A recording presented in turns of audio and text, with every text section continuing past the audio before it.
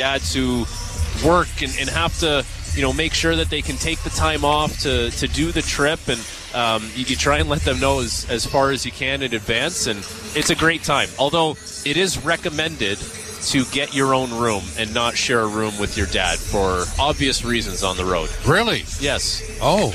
Yeah, there's snoring and I don't want to say, guy. There's dads that like to come in late, when you're trying to get some sleep. And I had a dad trip outside of work, and the first guy who got to sleep had trouble because the other guy was going to snore. There's been times when the son has to take care of the dad on the road trip. Yeah. Let's just put it that way. You just wanted to make sure that you fell asleep first because then you got to sleep. I'm a light sleeper, actually. I'm very high maintenance, and I'm a light sleeper. And I sleep with earplugs and an eye mask on. Really? Yes. So I'm imagining didn't really need to know that, but I'm imagining you'll use that against me at some point here in the near future. It's out in the universe now. Literally, everybody listening to this can now get you with that. I don't care. Yeah. I don't care. I have no shame. I value my sleep way too much to care about that. You're a sleep hoarder.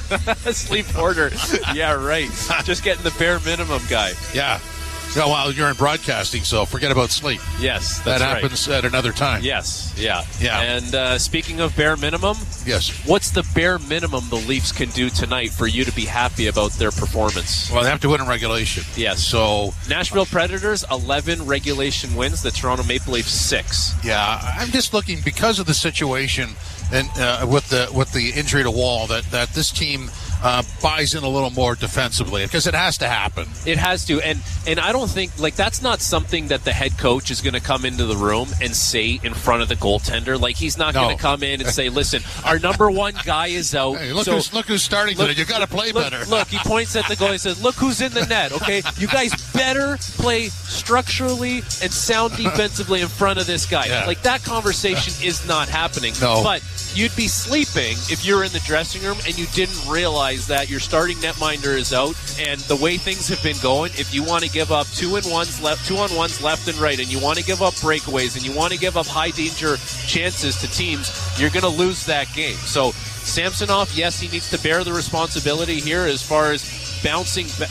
Not even bouncing back. He's played better of late, but continuing that progression here as he takes over the net. And for the Leafs, even more important than that is how they play in front of him and getting back to that sound defensive game that they did really, really well last year. Yeah. It's been coming. We've seen it a little bit here. It's better than it was at the start of the season, but now's the time where you really have to have some awareness about that and put that plan into action. Well, and correct me if I'm wrong, I think the other number, the non-regulation, is 7-4. So, I mean, if you've got an 11-game sample size where there's no regulation win or loss, it's hard to make a judgment on those 11 games. For sure.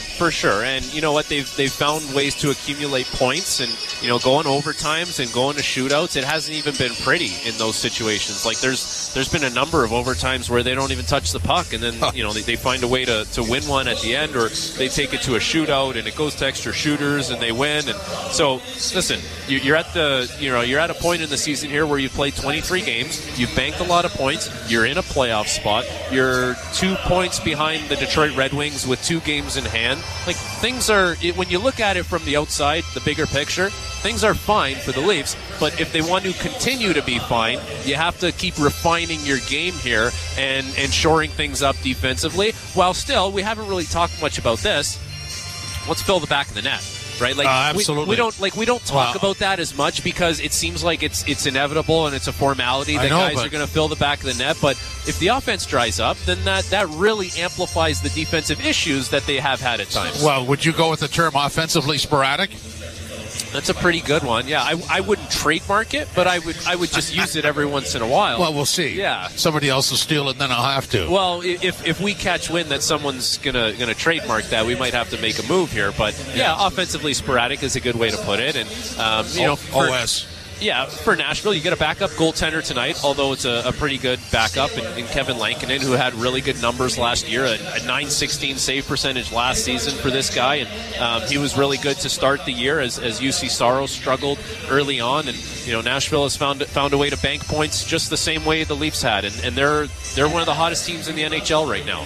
The LA Kings are 8-2-0 in their last 10, and the Nashville Predators are 8-2-0 in their last 10, and they've won 3 in a row. And yeah, they're not LA, they're not as good as LA are, but they're playing really good hockey. And over the course of an 82-game season, you're going to run into some teams that don't have it, that aren't playing well. You're also going to run into some teams that are in a really hot stretch, and that's what's happening for Nashville. So you always have to be aware, and you have to be mindful of things like that when you are in the rigors of a regular season. So they've won 3 straight, 8-2 in their last 10, but I think that, and that puts them in the top wild card spot, but that's what they have to do to get into that spot. Normally they wouldn't be there. Well, I kind of thought Nashville coming into the season was going to be that tweener team, maybe 9th in the West, maybe 10th. If things went really well for them, would they finish in that last playoff position? Maybe, but right now, it's Nashville who's in the first wild card spot, and the Arizona Coyotes who are in the second wild card spot. Both teams have played 26 games, and they have 28 points. And, on the outside looking in, it's St. Louis, who hasn't had a great year, Calgary, who's played better of late, and the Edmonton Oilers, who have won 6 in a row. So they're going to be in a fight here to hold on to that spot as the Edmonton Oilers make their way up the standings. And it's a good test for the Leafs. It's not a team that they see very often. They've seen Nashville already this season, and it's a Saturday night in Toronto. There's good energy in the city. There's good energy in the building, and it's just unfortunate, Jimmy, that Shohei Ohtani is not going to be here to watch the Leafs with a victory tonight against the Nashville Predators. I hate to say it, but it's obvious. He stiffed us. He did. He stiffed us. He said, no, guy. He said, and then we said, oh, no, guy, when we saw that Ohtani signed for $700 million with the LA Dodgers. Well, it is Toronto, so on to the next. I guess so. But Juan Soto got traded to the Yankees. Well, we'll find somebody. So we're going lower on the list. We're going lower on the list. It doesn't matter. Maybe it's the right, as long as it's the right guy. It doesn't matter. Next winter we'll do it all over again when Juan Soto's an unrestricted free agent. Yeah, I might take that day off, guy. Yes. I've had enough. You'll be tracking private jets for everyone. That's right. I'll be at the airport doing that with some credibility. Boots on the ground, yes, guy. Going to set up the opening face-off for you next. This is Leafs Game Night live from Scotiabank Arena on TSN 1050 and the Leafs Radio Network. There are many peculiar words in the English language. Words like salivigant, peregrinate, nemophilus, peripatetic, and conviviality. Yet, there is no word for getting the most out of winter in your Subaru, thanks to symmetrical full-time all-wheel drive and X-Mode. Until now. We call it unhibernate. As in, while your neighbors stay home, you'll be unhibernating all winter in your Subaru. So peregrinate to your local Subaru dealer for a holiday bonus. And welcome to Uncommon Winter Confidence. Want to be certain your reno goes right? Start with Pro Materials with CertainTeed Drywall. In fire resistant, water resistant, super durable, or soundproof and top quality insulation. Ceiling systems, premium shingles, and siding. Do it right with professional grade building materials from CertainTeed. Pro all the way. Let's get jerseys. Let's get jerseys. Right now, become a Tangerine client with a savings account and you could get a free Raptors jersey. We want jerseys. Finally, a savings account worth cheering for. Jerseys. Jerseys. Find out how to score a jersey at tangerine.ca/Raptors. Tangerine. That's forward banking. Available to new clients who open and fund an eligible account while supplies last. Conditions apply. Alpine News Network is here live with one of our superheroes. It's a bird. It's a plane. Oh, it's just me helping the city with my super strength. And help is what we did for Dave and Keith. They wanted a new living room, and we're approved for a home renovation loan. I'm invited to their next potluck, and I'm bringing my famous hero dip. I basically just melt a jar of cheese with my super heat vision. Own your home? Need a loan? Alpine Credits can help. Alpine Credits, where homeowners get approved. Just for license 12616. Well, the Leafs coming off a rare regulation win, and they press on without goalie Joseph Woll. Tonight, Nashville is here. Former Leafs Ryan O'Reilly and Luke Schenn will be watched closely. But the question remains, how will the Leafs goaltending hold up? Samsonov starts tonight. Will Sammy find his form? Good question, Guy. Let's find out. Molson Canadian Leafs hockey starts now. It's time for Molson Canadian Leafs hockey on TSN 1050 and the Leafs Radio Network. The Leafs live here. They sure do. It's Saturday night. Nashville is here. Welcome inside Scotiabank Arena. Molson Canadian Leafs hockey on TSN 1050 and the Leafs Radio Network. Jim Taddy, Frankie Corrado with you. Joe Bowen and Jimmy Ralph standing by. The starting lineup is brought to you by Molson. Whether it's Canadian Ultra Export or Excel, there's a Molson with your name on it. And so the starting lineups will look like this for the Leafs. Matthews between Nylander and Nyes. Tavares centering Marner and Bertuzzi. Domi centering Yarncroke and Robertson. Cam centering Reeves and Gregor. On the blue line, the pairings are Riley Brody, Benoit McCabe, Lajoie, and Timmins. And Samsonov starts in goal, Frankie C. Jimmy, I have a question for you. You're a big Beatles fan, aren't you? Yes, Guy. Do you know which Beatles song would apply to tonight's game for the Toronto Maple Leafs? I hope it's not Nowhere, man. No, sir. No, Guy. It's I Get By with a Little Help from My Friends. Oh, and good. The friends that need to be helping out tonight are the forward group because this decor is a little depleted. We have a second pair of Simon Benoit and Jake McCabe, a third pair of Lajoie and Connor Timmins, and it's up to the forwards to take care of the puck tonight, not turn it over in bad positions, because if they want to give up 2-on-1s and 3-on-2s and put the puck in positions where it's going to get to high danger chances in front of the Leafs net, it's not going to be the recipe for success. And Ilya Samsonov gets the start in net after number one goaltender Joseph Woll goes out with a high ankle sprain. Ilya Samsonov has played better of late. It's up to him to continue that progression here, more towards what he was last season, but it's going to take a full group effort. And Jimmy, like I said, you get by with a little help from your friends. Yes, I hope it's not a hard day's night. I hope they don't need help. I don't know what other... We could go on. You know what, Jimmy? We'll just let it be. Oh, good guy. Good. Well done. All right, so I'll let you win that. And, really, this had to happen anyway. So...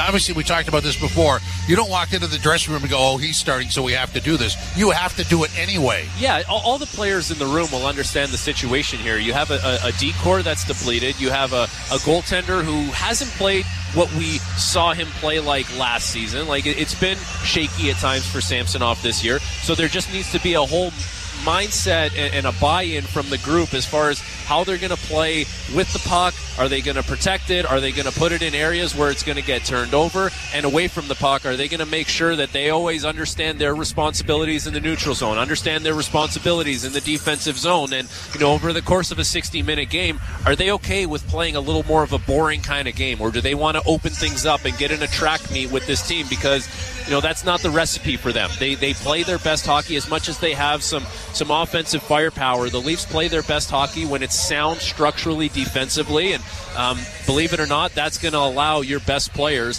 to have a little more of an opportunity offensively to fill up the back of the net. Okay, so let's go to the blue line pairings. Riley Brody, fine. Benoit and McCabe, okay, and Lajoie and Timmins. What do you make of the bottom two pairings? Well, William Lagesson is not in the lineup. He's been a solid, kind of steady player for the Leafs on the back end. A little bit of physicality, some poise with the puck. And I've actually been impressed with Simon Benoit. When we saw him at training camp, it just seemed like he was fighting the puck a lot, and it looked like he was uncomfortable at times. And, when he got called up from the Marlies, I think his game has improved more and more here. Should he be in the top four?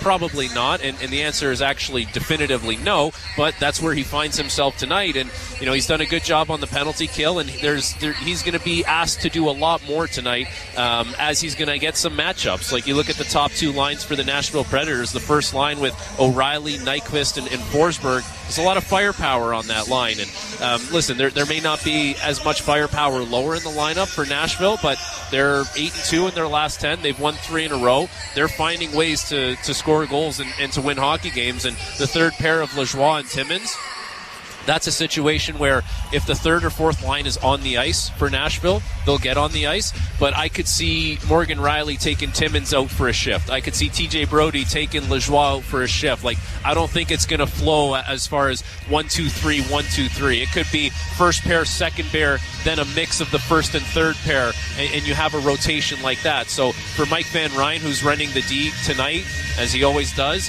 he's going to have to be a little more aware as far as who's on the ice and what the matchups are, and make sure that he doesn't get caught on home ice getting an unfavorable matchup. Let's talk about the forwards, because I don't think that we would be talking in this tone when we started the season that we'd be concerned about the offensive sporadic nature. What do you make of that? It's just, you know what, sometimes you're going to play teams that, like the Boston Bruins, they're a very good team defensively, so you're not going to score as easily as you want to. You play against a team like Ottawa where, you know, they have had issues defensively, whether it's been goaltenders or giving up grade A opportunities, and you find ways to fill the back of the net. It's nice that the third line has been contributing, and they're starting to really form an identity. I think it's really important to have a line like that helps facilitate things for the first and second line. If you could have a third line that can win their shift and play in the offensive zone and kind of wear other teams' D pairs or other lines down, like that just means that the first or second line can get out there against, you know, a line that's tired or a D pair that's tired. So, you know, offense will come with this group. There's too many talented players that are way too skilled for it not to happen, and those are sort of the ebbs and flows of playing in the NHL. You're not going to have it every single night, but at least you know with this group, if they can play strong defensively and sound defensively, there are offensive players that are going to get their chances, and more often than not, Jimmy, as we know, they're going to score and find the back of the net. So I want to go back to the Wall injury, just because he was emerging as the number one goaltender. When you have that kind of an emotional story on your roster and it's canceled out by injury, how does that affect everybody? Because, I mean, you're there for him, right? It's a rallying point for the group. That's what it is. You know, you feel bad for your teammate, and you hope he gets back and healthy and, you know, gets back in the lineup as soon as possible. But it's business-like, and life goes on in the NHL, and it's a next man up mentality. Some of the best teams around the league, Boston has always had that mentality where it's next man up. The Tampa Bay Lightning have been, you know, a plug-and-play kind of model for years here, where, you know, someone gets traded because of cap issues or someone gets hurt, and, you know, they go a whole season without Nikita Kucherov, and it's like, yeah, no problem, next man up. We need everyone involved here, and that'll be the case for the Leafs. Ilya Samsonov is going to get some run here to be the starting goaltender. Martin Jones, it's a good thing that he cleared waivers and remained in the organization, and he's been playing with the Marlies, because now you have, you know, a third goalie who has NHL experience and actually had a lot of wins last year with Seattle, even though he had a sub-900 save percentage, which, you know, can sometimes be a misleading stat. But goaltending depth shouldn't be an issue for them as long as Samsonov is able to play the way we saw him play last year and at times this year. So I'm just going to point this out because it's obvious to me. Like, when we're, I don't know if critical is the right word, but when we're examining what the new general manager, Brad Treliving, did in the offseason, you go to Bertuzzi, Domi, and Reeves. But really, you know, if you look at the depth of the blue line, he did that too. He did, yeah, exactly. And Tyler Bertuzzi was going to be a good signing. It just took him a little time to get going here, and he's played better, you know, especially when he was playing with Tavares and Nylander. But yeah, like the general manager, he's the one who assembles the depth within the organization. And I think about William Lagesson, who's been really, really good. And think about this. Lagesson is a player that the Leafs are going to miss tonight. That's how good he's played and how reliable he's been. But, you know, Simon Benoit, who didn't have a great training camp, he's going to be relied upon as well. And he's looked really good. And he's eaten up a lot of penalty kill minutes. And, you know, that's really important here, to have someone who you can trust to go out in those moments. And, you know, that means now that Morgan Rielly isn't going to have to play those minutes as much as, you know, he would have to if you didn't have someone who could play those minutes. And, you know, Connor Timmins he'll be playing on the second power play unit. And so the general manager has done a nice job here of assembling the depth on the Leafs blue line. You know, you could do this job for a long time, but nothing beats what just happened there when the Leafs come out on the ice led by their starting goaltender Samsonov, and the reverberation through the crowd. It's always fun, isn't it? Especially on a Saturday night. There's just something different about Toronto. Saturday night, hockey night in Canada. We're in the building, Jimmy. things are going well here. They are. And sometimes you worry about how the team will start. I don't know why that is a consistent problem, but what are your thoughts on that? Look, I don't know. Like, it's not up to the coach to be a cheerleader and a rah-rah guy to make you start the game on time, for lack of a better term. It's up to the players and to make sure that mentally you're checked in when you step onto the ice. You have a 15-minute warm-up to do it, and there's just certain teams that start really well. This Nashville team, actually one of the best teams in the NHL as far as scoring goals in the first period, but one of the worst teams in the NHL when it comes to scoring goals in the third period. So the start will be very important for Toronto tonight. Nashville is a team that starts really well, and for Toronto on home ice here, they'll have the matchups early on. They'll get the favorable ones, and let's see what they got on a Saturday night against the Preds, Jimmy. Yeah, for whatever reason, Nashville was a little slow to take the ice, but they're out there now. Everything is all set. So that leaves me with this. The opening faceoff is next. This is Molson Canadian Leafs Hockey on TSN 1050, the iHeartRadio app, and the Leafs Radio Network. Let's go, football fans. This week on Let's Go with Tom Brady and Larry Fitzgerald and me, Jim Gray. We're here on Let's Go with Lawrence Taylor. When we look at the best, you're the number one guy that I haven't hit, okay? Who would you have liked to hit the most in your career? I would have loved to hit Phil Simms, but Coach wouldn't let us hit him. Listen to Let's Go every Monday at 6 p.m. Eastern on Mad Dog Sports Radio and anytime on the SiriusXM app. Let's go, baby. Let's go. The best player analysts and insiders live on NHL Network Radio. Mike Johnson. 5-on-5 defensive game for Tampa is getting to the point, Gord, where it is a concern. And it's not just because Vasilevsky hasn't played the entire season. They're giving up almost 4 goals a game. No matter how good your offense is, that's not going to be able to be sustainable. Get the latest opinion and analysis you need on the home of hockey, NHL Network Radio, SiriusXM 91, and the SiriusXM app. The Power Play with Steve Koulias. It's between the Ken Hitchcock dots, and the Sens are too loosey-goosey there. They talk the talk, but they don't walk the walk. Ottawa's not like that, and until that part really improves, I don't believe they'll be a playoff team. They'll wow you, they'll wow the fans, they'll win or lose 5-4, but right now, they're middling right now. They're a middling hockey club. The Power Play, weekdays 3 p.m. Eastern on NHL Network Radio, SiriusXM 91, and the SiriusXM app. 24/7 hockey talk. One of the greatest goaltenders of all time, Patrick Waugh. When you put your hands up, did you know at that moment that you were done? No, I did not. Unfortunately, it happened. Just gave me a chance to have a fresh start somewhere else and be traded to Colorado was a good opportunity. Sometimes you need that little, change, and it was welcome for me. SiriusXM, NHL Network Radio, SiriusXM 91, and on your schedule with the SiriusXM app. The Point with Boomer Gordon. 18 months ago, I had New Flyers head coach John Tortorella. And I asked him what he was worried about the club, and he said, I don't like the room. We have a bad room. And I'm like, you haven't even coached this team yet. A year and a half later, John Tortorella loves his room. He loves this team, and he loves that they compete every night. Point with Boomer Gordon. 1 p.m. Eastern on NHL Network Radio, SiriusXM 91, and the SiriusXM app. Hey Toronto, I'm David Morsuti, host of the daily Toronto Maple Leafs podcast, Locked On Leafs, part of the Locked On Podcast Network on the SiriusXM app. Every weekday, we bring you the latest Leafs news and analysis, break down all the action, including this game you're listening to right now, and preview the next one. We're giving you everything a Leafs fan could want, all in a daily 30-minute podcast. Download Locked On Leafs right now on the SiriusXM app, available with all trials and popular plans, or where you get your podcasts. Search Locked On Leafs. If you're a soccer fan, you know that this music means one thing. The Champions League is on SiriusXM FC. Hat-trick for Erling Haaland. Kane scores! The top teams from around Europe are battling for club soccer's holy grail. Real Madrid do what they do best. What a start for Inter! Hear all the top Champions League matches all tournament long on SiriusXM FC 157 and streaming on the SiriusXM app. The biggest names in the game. Trying to get behind Ristolainen, walks in, put it between his legs, shoots it, scores! NHL play-by-play on SiriusXM.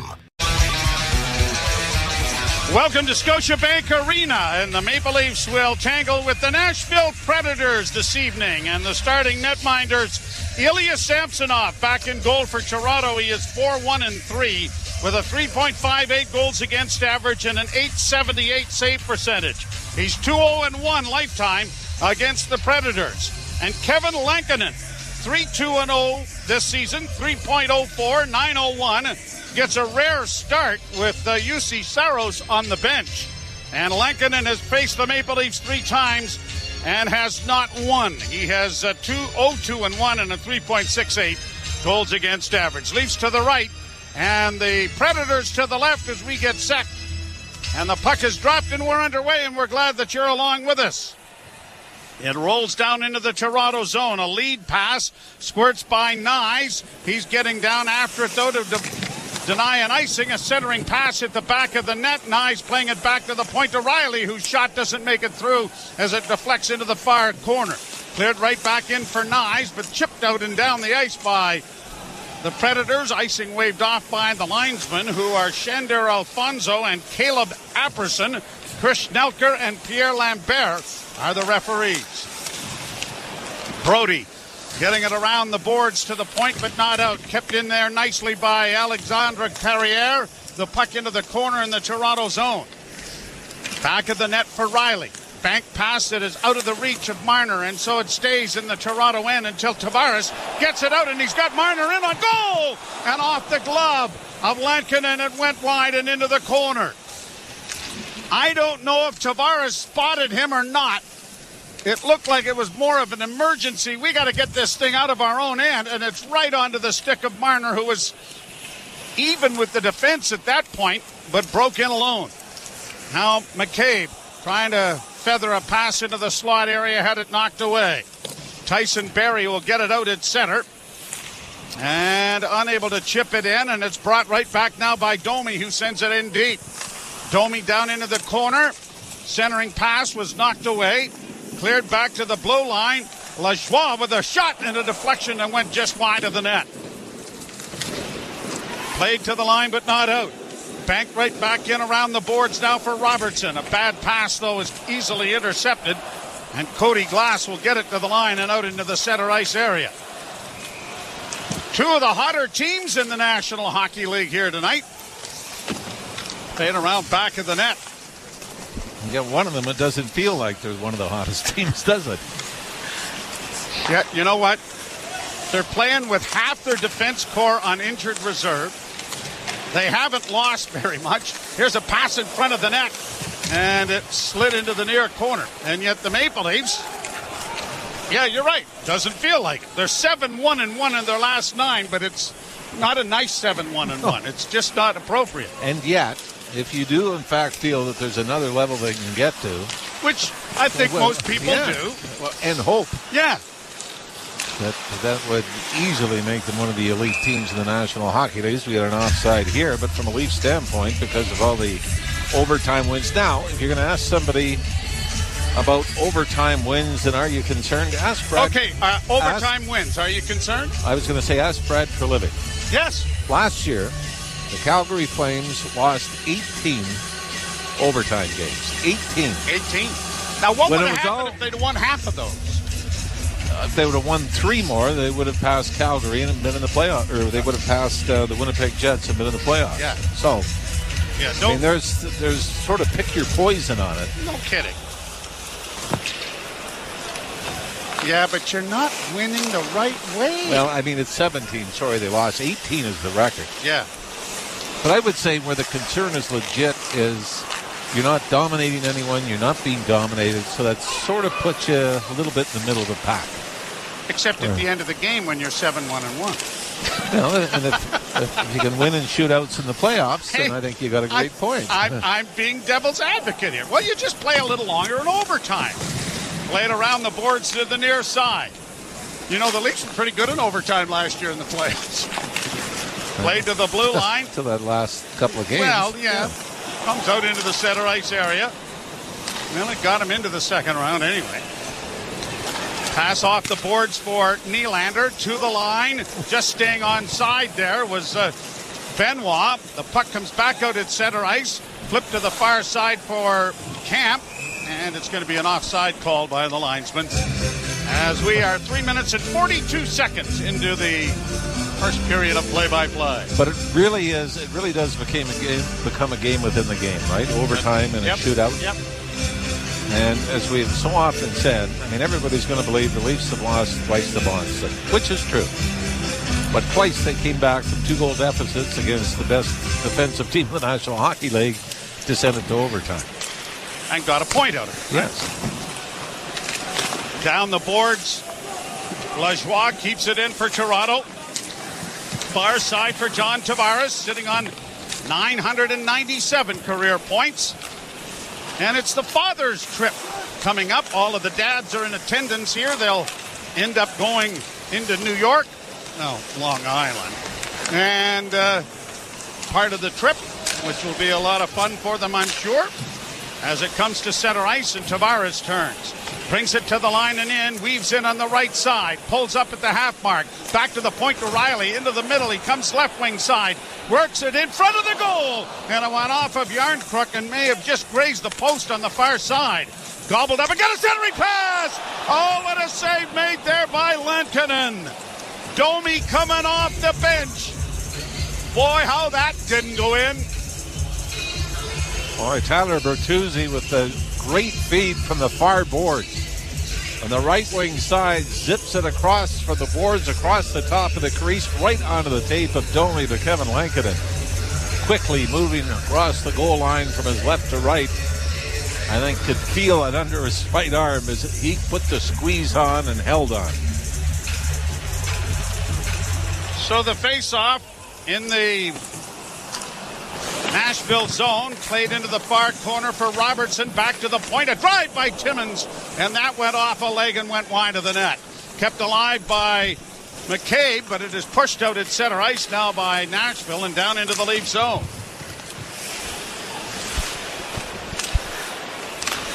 Centering pass deflects just in front of Samsonov into the near corner. Round the boards now along the dugout by the Leafs, played to an open wing. Timmins is going to get there first, but he is quickly contained by Sissons, but the Leafs get it out. Nick Robertson with not much assistance gets it across the line, just kept in now by Morgan Riley. He drops it off for Nylander, back to the point to Brody. Brody looks, doesn't find anybody, fanned on the puck, had it knocked away, and the Leafs are going to get very fortunate here as Riley gets back to send it back into the zone. TJ Brody had one of those hiccups, but it lasted about 3 hicks. Brought out now by the Leafs. Here's Matthews to the line. That looked like it was offside, and the linesman agrees with me. I'm really good from up here. You know that? Why would you say anything? Could have let that one slide. Yeah, but it would have been wrong. I think you could have lived with that mistake. Well, if they'd scored, I could have lived with it. But, you know, I'm really good up here from offside. I may have missed my calling. You've got to believe it's harder at ice level. Yeah, absolutely. Sure it would be. Which I guess if you had just 2 guys sitting up here at each blue line, you could blow the whistle from up here. Here the Predators in across the line. Matthews takes the puck away and gets it around back of the net. Benoit punching it up at the blue line, but it's cut off there by Glass. Centering pass and a backhand pad save. Big rebound. It comes back to the blue line and unable to keep it alive. Novak as it comes out into the center ice area. A good hit there. Knocked down his man, and now Matthews in across the line, but had it knocked back out into the center ice area. Nyes circles back as the Leafs are changing. Not many home games between now and the 25th and Christmas. As the Leafs push it out at center ice, Marner had it roll off his stick. Novak sends it back in across the line. Evangelista gets it down into the corner. The puck comes back up on the left wing for Benoit to Bertuzzi. Long backhand pass, got it up on the right side, flipped in by Marner. Tavares in against the inboards, but can't come up with it. And it squirts itself all the way back out into the center ice area. Leafs back in their own zone. Bertuzzi with a Bad pass, had to go and restore it. Timmins now playing it off the boards near no one. And icing is going to be the end result as it's coming back into the Toronto zone. Well, the Nashville Predators missed the playoffs last year after making it 8 straight. In fact, pretty good run, 15 of 19 seasons they found themselves in the postseason. And they got off to a horrific start, 5-10 in the first 15 games, but come into this game having won 9 of the last 11. Drop pass sent by Forsberg around back of the Toronto goal. Nyquist hustles after it but can't come up with it. Forsberg does to send it in a little bit deeper. Puck along the end board, sent back at the net. O'Reilly trying to free it up, goes into the near corner, gets it back to the blue line. Down the boards comes Roman Josi. He can't get it in deep. Now he does get it into the corner. Centering pass. Oh, and it rolled off the toe of the stick of O'Reilly, and the Leafs are fortunate there. Sent down the ice. Leafs fourth line out here, and Reeves trying to get a hit in as it comes out to the line, but not out. Kept alive now for Kemp, and a shot. Big rebound. Reeves went right by it, and then the Predators send it back into Kevin Lankinen, who was able to cover up on it.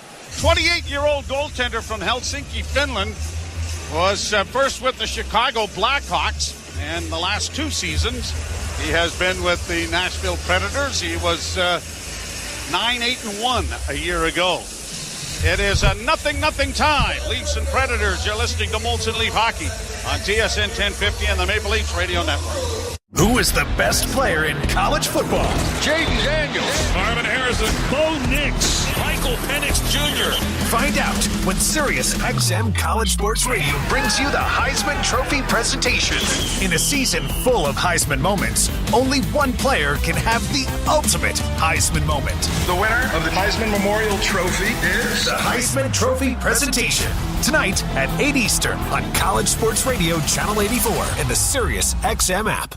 The best player analysts and insiders live on NHL Network Radio. Mike Johnson. 5-on-5 defensive game for Tampa is getting to the point, Gord, where it is a concern. And it's not just because Vasilevsky hasn't played the entire season. They're giving up almost 4 goals a game. No matter how good your offense is, that's not going to be able to be sustainable. Get the latest opinion and analysis you need on the home of hockey, NHL Network Radio, Sirius XM 91, and the Sirius XM app. The Power Play with Steve Koulias. It's between the Ken Hitchcock dots. And the Sens are too loosey-goosey there. They talk the talk, but they don't walk the walk. Ottawa's not like that. And until that part really improves, I don't believe they'll be a playoff team. They'll wow you. They'll wow the fans. They'll win or lose 5-4. But right now, they're middling right now. They're a middling hockey club. The Power Play, weekdays 3 p.m. Eastern on NHL Network Radio, Sirius XM 91, and the Sirius XM app. The biggest names in the game. Trying to get behind Ristolainen, walks in, put it between his legs, shoots it, score! NHL play-by-play on Sirius XM.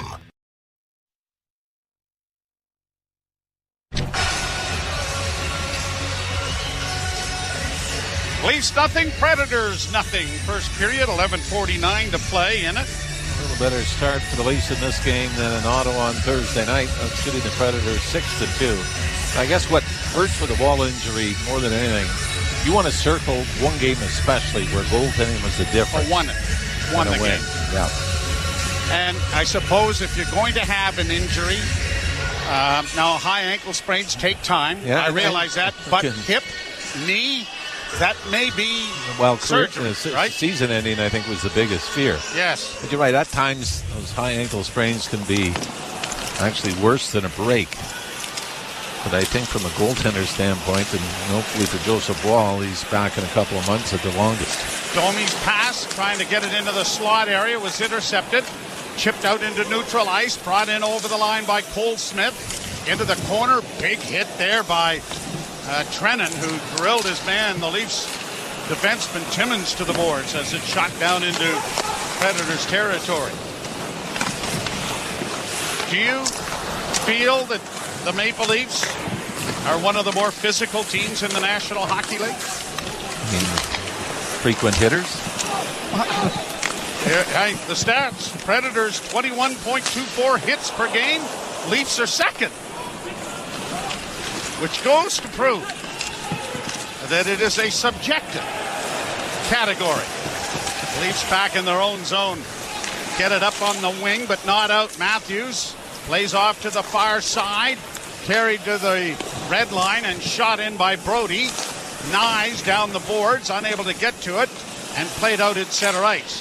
Which also tells you that there are hits, and then there are hits. And I'm not sure the two of them are differentiated by the National Ice Hockey League statistical group. Well, I mean, there is a criteria for it. Sure. Puck possession has to change, etc. Here's a loose puck in the Leaf zone, stolen back by David Camp. Camp gets it out, got it ahead on the left wing. Noah Gregor got his shot away, but it was partially deflected by Yossi, and it went wide. Puck in the slot, though. Stumbling as he got in was the defenseman, but it was off a stick and went wide as McCabe looked like he was going to be able to walk right into the top of the slot. Bouncing puck goes back of the Nashville goal. Played up on the wing and out into the center ice area. Chip back, but the Predators will backhand in on the left wing. Trying to work down into the corner with it. Round back of the net. McDonough unable to come up with it. Then a shot is stopped there by Samsonov. Another shot goes off a stick and into the corner. Cole Smith gets after it in along the board. Sissons trying to free it up. Jakub Trenin also there, but the Leafs are able to break out into the center ice area and launched on the backhand by Marner to the far corner for Tavares. Tavares, double team, taken to the boards. Bertuzzi trying to help out, did so to get it back to the point. Near side for Lajoie, sent back of the goal for Bertuzzi, coming out in front for Marner. Oh, and he missed the net. Lajoie around back of the goal, back to his defenseman. Now to Marner, a shot in traffic, and that was blocked. And it's going to be brought by keeper Sherwood to center and played into the Leaf end. Mitch Marner with the best scoring chance in the first period thus far, and it's not a shot on goal. Predators play it back into the Toronto end. Keeper Sherwood gets it in deep.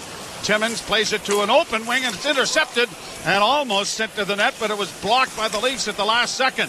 Now into the slot again, and a shot. That's blocked by Toronto, and it is Robertson getting it out. Lead pass now to center. Evangelista, the Toronto native, trying to work in on the right wing side. Drops it back to a teammate. Into the left wing corner it comes down. Trying to come out in front of the net, and it's around the boards to the near side. Bringing it back, Fabro, but it's intercepted by the Maple Leafs. But a whistle here, and it's going to be a penalty. And is it going to be Jake McCabe? If this is a hook, it's going to be a... Toronto 22 has a minor penalty for hooking. Never mind. We'll go to, never mind. We'll go to a commercial break and sort it out. You're listening to Molson Leaf Hockey on TSN 1050 on the Maple Leaf Radio Network. Unhibernate, verb, to laugh in the face of snow because you drive a Subaru. As in, when I unhibernate, I have the roads all to myself because my Subaru has symmetrical full-time all-wheel drive and others don't. Or, the award-winning safety in my Subaru means I can unhibernate all winter while my neighbors stare longingly from their bedroom windows. Or my favorite usage, I am going to unhibernate by visiting my local Subaru dealer for a holiday bonus. Welcome to Uncommon Winter Confidence. Want to be certain your reno goes right? Start with Pro Materials with CertainTeed Drywall. In fire resistant, water resistant, super durable, or soundproof and top quality insulation, ceiling systems, premium shingles, and siding. Do it right with professional grade building materials from CertainTeed. Pro all the way. NHL All-Star Thursday is coming to Toronto with 3 exciting events in one star-filled night. First, celebrity captains select their teams in the Tim Hortons NHL All-Star Player Draft. Then, the 1967 Stanley Cup champion Maple Leafs are honored in the NHL Alumni Man of the Year. And finally, the best in women's hockey compete in the Canadian Tire PWHL 3-on-3 Showcase. It's NHL All-Star Thursday on February 1st. Buy tickets now starting at $44 at NHL.com/Thursday. You want to expound upon the penalty now? Oh, no, I was right. I was really hoping I wasn't. This is one of those that you could probably call 15 of them. Yeah. Over the course of a hockey game. Yeah, exactly. Jake McCabe is gone for booking. And wow. Penalty kill brought to you by CMC Markets. Take your trading to the next level with $0 commissions on stocks. And the face-off's not done correctly. And O'Reilly, one of the best at the business, will be waved out. David Camp. Ryan O'Reilly, by the way, tied for second in the NHL in power play goals. He's got 7. Only behind Brock Besser and Leon Draisaitl. Had 2 power play goals against the Leafs. Leafs win the draw. Benoit circles the net, tried to shoot it out and put it right on the defenseman's stick. Kept in now by Nashville. Yossi working into the slot. Off on the right side. A shot by Forsberg was blocked. The rebound. Forsberg centers! Big save made by Samsonov. He couldn't get his hand down quick enough to cover the loose puck for a whistle, but the Leafs help him out. And David Camp will bring it to center and send a long shoot in on Lankinen and then head to the bench. Easily Samsonov's most difficult stop so far. The old adage where you have 90 feet of ice to shoot it by and you put it right on the other guy's stick. Now it's rung around the boards by Nashville and there was no one there. The Leafs get it in over the line. Gregor in. Pad save made by Lankinen on a breakaway. And the Leafs have a great chance on a short-handed rush. And Noah Gregor was in alone. Boy, and this was just the use of speed. First, Calle Jarnkrok had to race up the left wing boards to get the loose puck. Noah Gregor recognizes only one defenseman back for Nashville. So he roars up the middle of the ice, and Jarnkrok made the perfect pass to Gregor. But Gregor, the puck was kind of rolling on him as he came in and was able to get it to the net, but off the right pad of the Nashville goaltender. Feds don't get it out of the zone. The Leafs are going to stretch things out.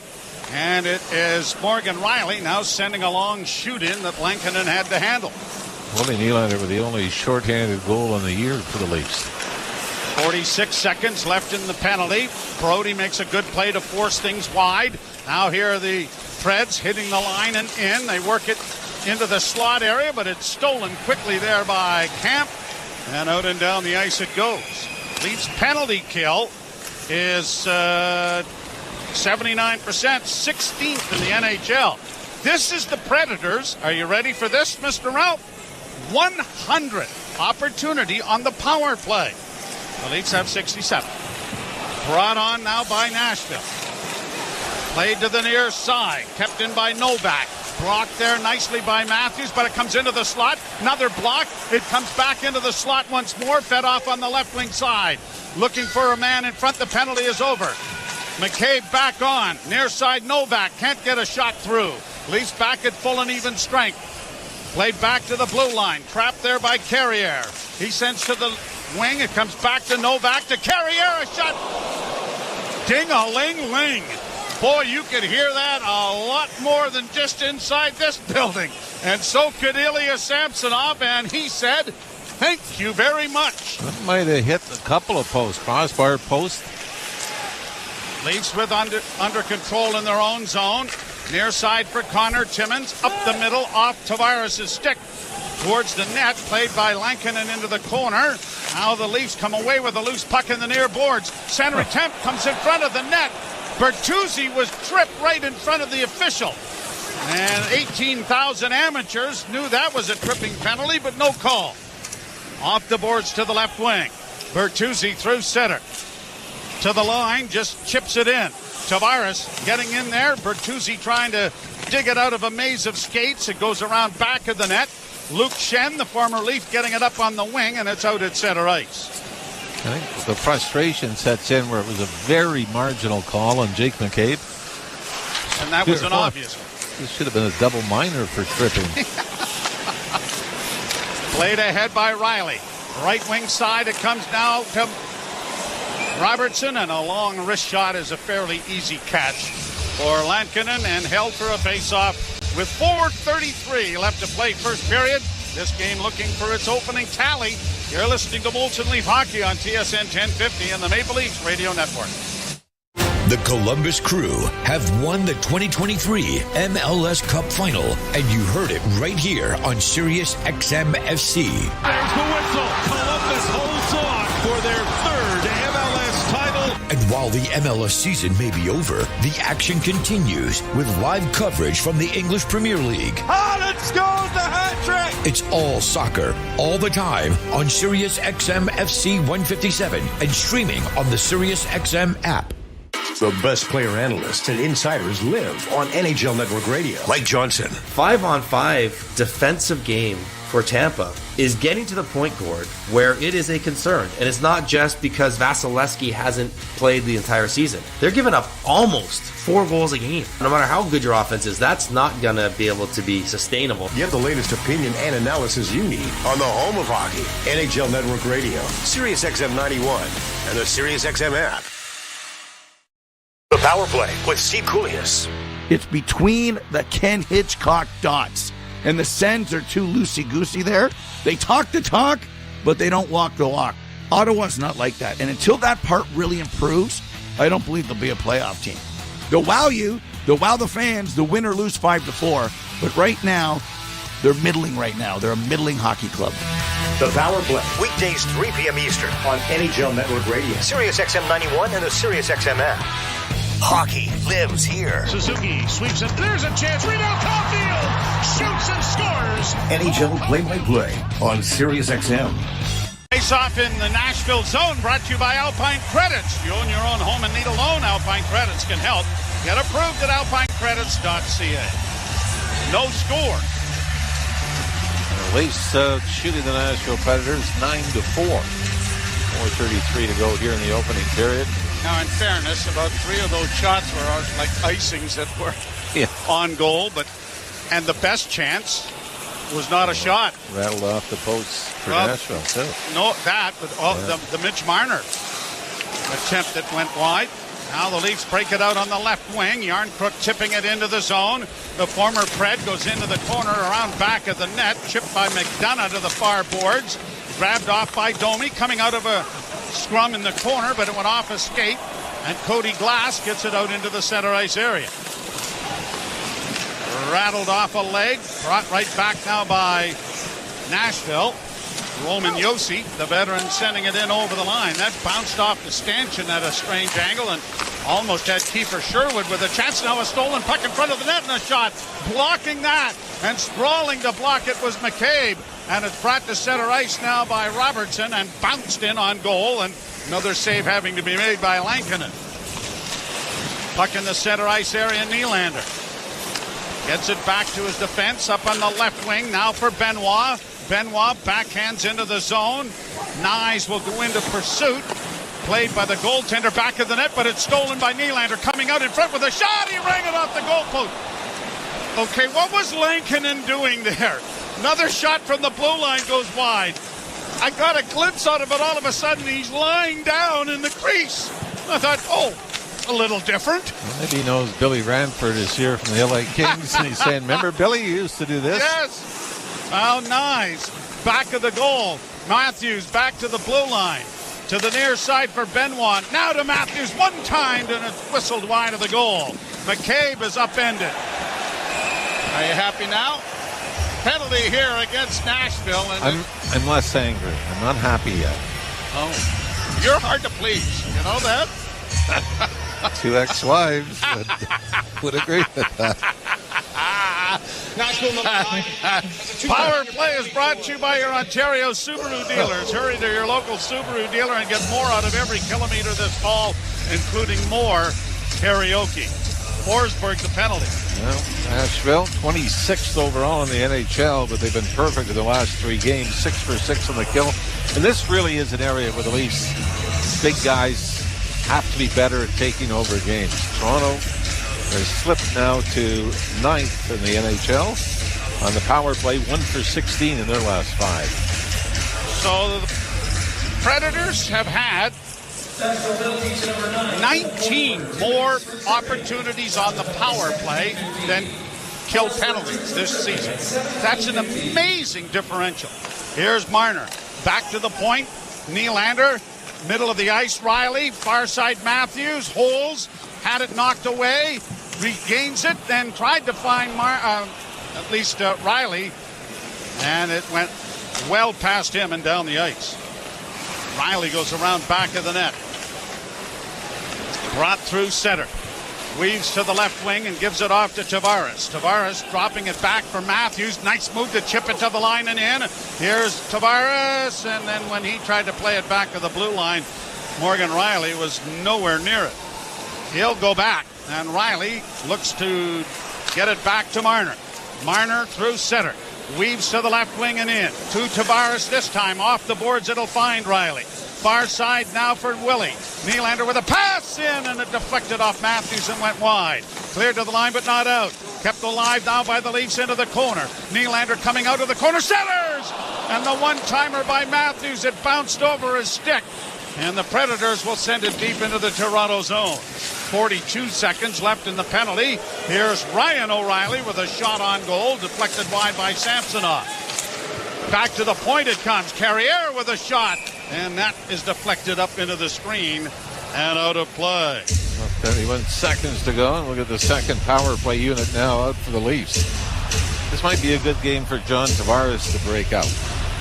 Tavares has not scored in his last 7, 3 assists in that stretch, and just 2 goals in his last 14. But 13 goals in 20 games lifetime against Nashville, including 4 goals in 3 games played against Kevin Lankin. Have I sold you on that yet? Yep. No, I'm sold. Yeah. No, I'm an easy sell. That's analytics. Gosh, I love that. What else do you want to know? Nothing. Brought across the line. Here's a chance for Domi. Right wing side. Bounced over the 6 of Nyes. He couldn't come up with it. And the penalty will expire in 7 seconds as the Predators get it down into the Toronto end. Nyquist lost it there. Door opens. Out steps Philip Forsberg. Leafs get it into the zone with less than a minute to go in the period. Domi against the wall. Puck comes free. Out at center ice. Forsberg works to the line and sends it down into the Toronto end. Bouncing puck there. Played up on the wing. Benoit for Bertuzzi. He'll just get rid of it into neutral ice. Predators trying to play it back. Knocked back into Nashville territory. 15 seconds.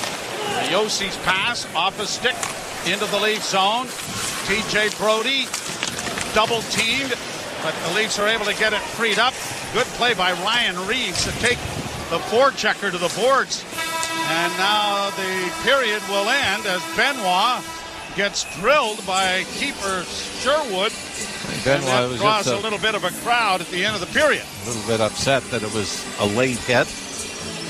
And I think Sherwood's saying, look, we're going to play to the buzzer. I'm not staring up at the time to see what's left. Nothing is going to come of it, but I think a pretty good period, Joe, for Ilya Samsonov. Has not played since November the 24th in Chicago.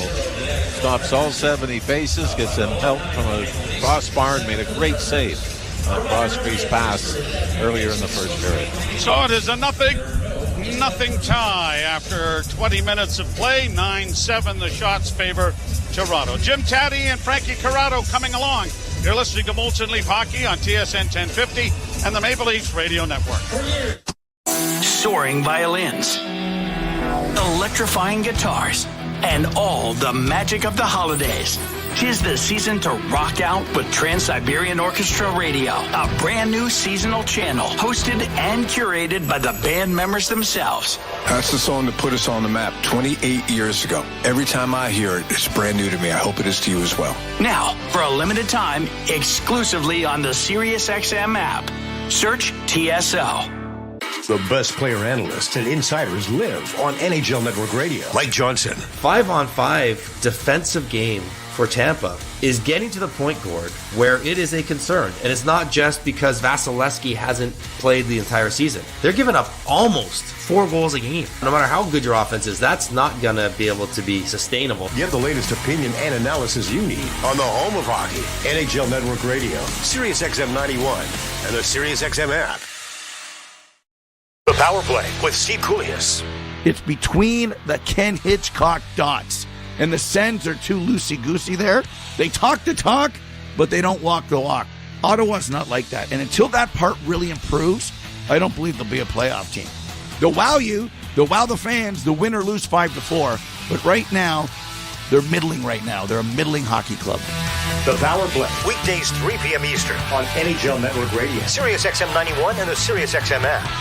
24/7 hockey talk. One of the greatest goaltenders of all time. Patrick Waugh, when you put your hands up, did you know at that moment that you were done? No, I did not. Unfortunately, it happened. Just gave me a chance to have a fresh start somewhere else and be traded to Colorado was a good opportunity. Sometimes you need that little, change, and it was welcome for me. Sirius XM, NHL Network Radio, Sirius XM 91, and on your schedule with the Sirius XM app.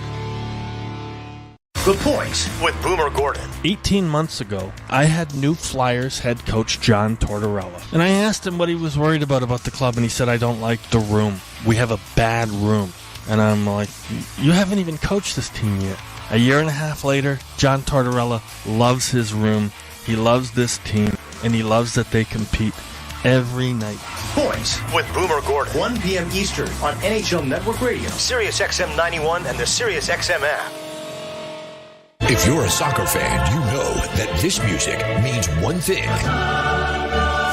The Champions League is on Sirius XM FC. Hat-trick for Erling Haaland. Kane scores! The top teams from around Europe are battling for club soccer's holy grail. Real Madrid do what they do best. What a start for Inter! Hear all the top Champions League matches all tournament long on Sirius XM FC 157 and streaming on the Sirius XM app.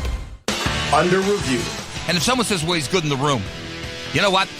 They don't have a good in the room stat in the standings. I've yet to find that category. It's one of the most overplayed things.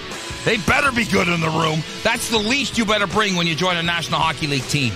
Under review with Mick Kern, 11 a.m. Eastern on NHL Network Radio, Sirius XM 91, and the Sirius XM app.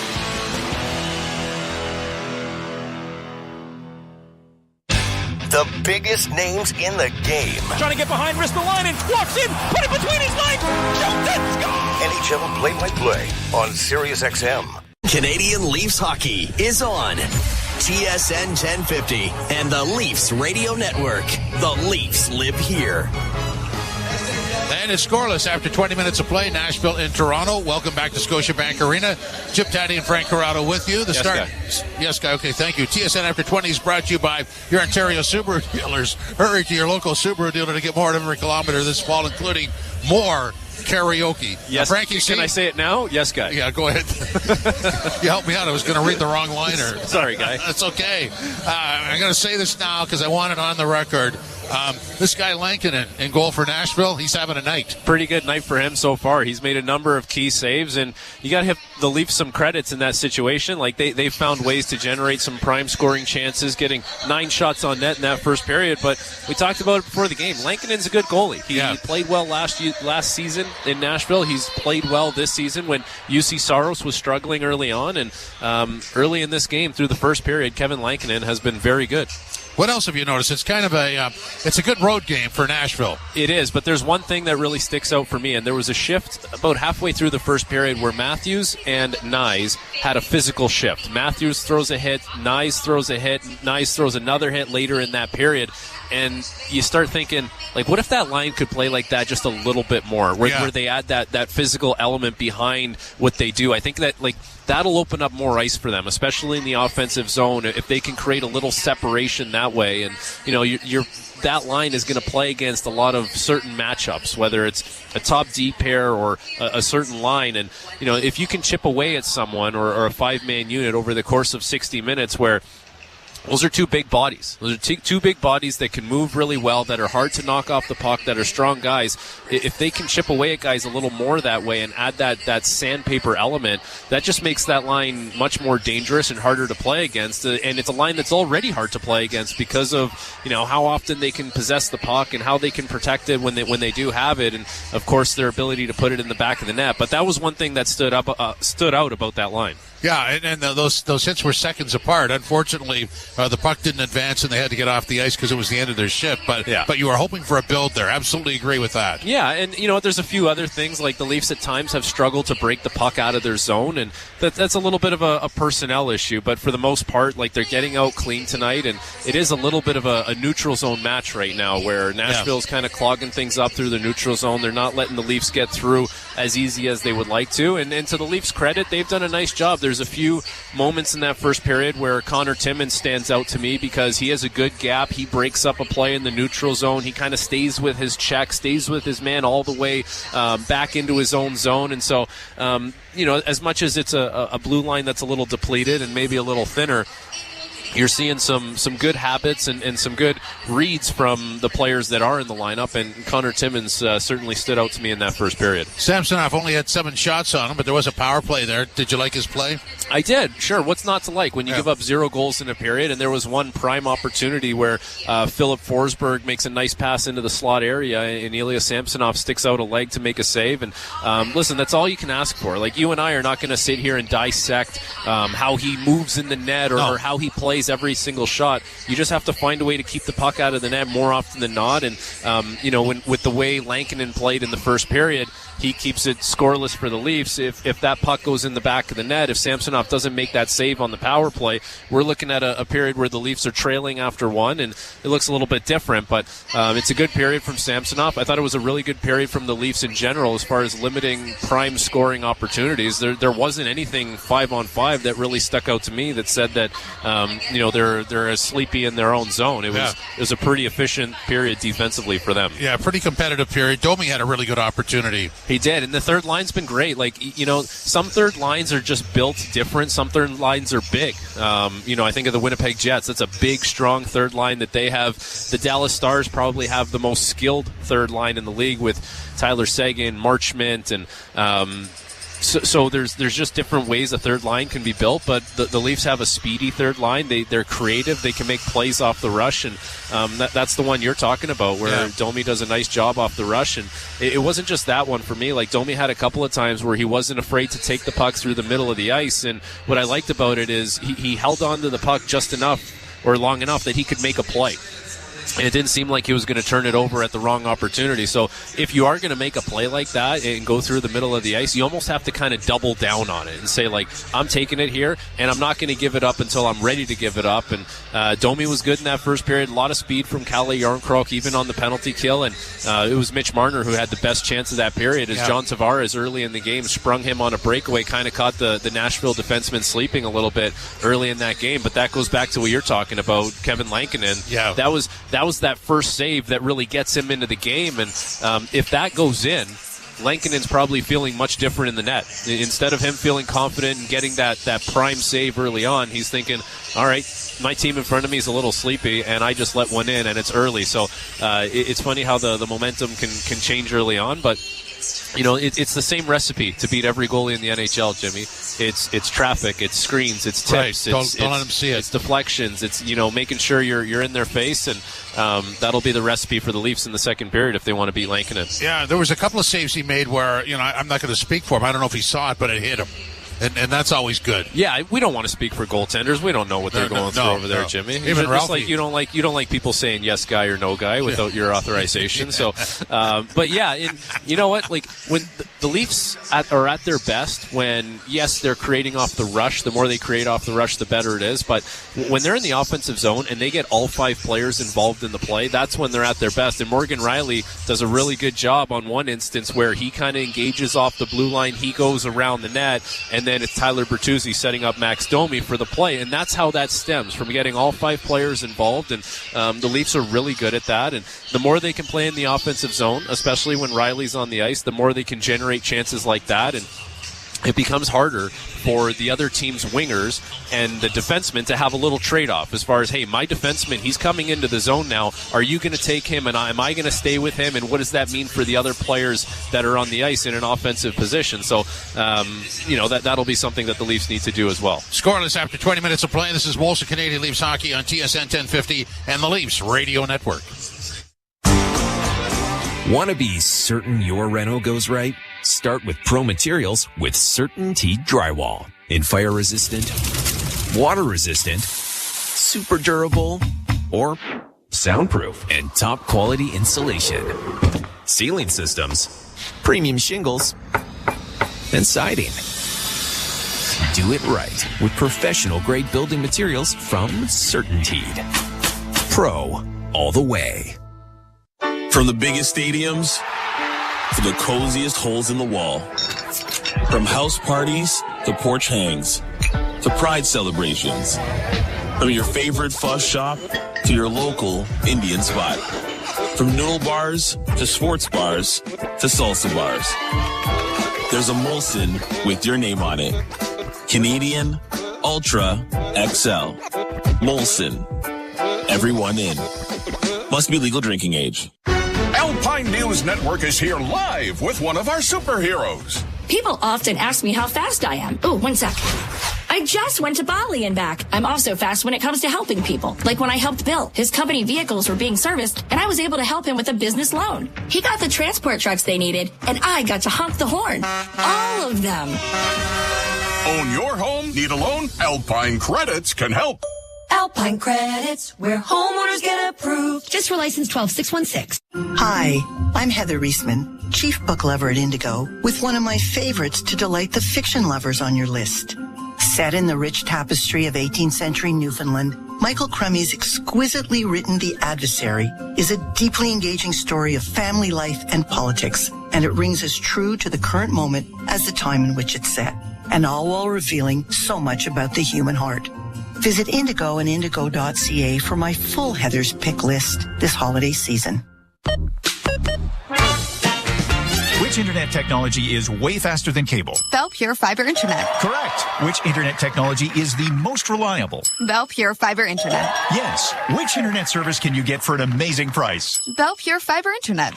Get Canada's fastest internet and Wi-Fi. Switch to Pure Fiber Internet starting from $55 a month when paired with an eligible mobility plan. Visit bell.ca/internet for more details and to check availability. Bell. Internet just got better.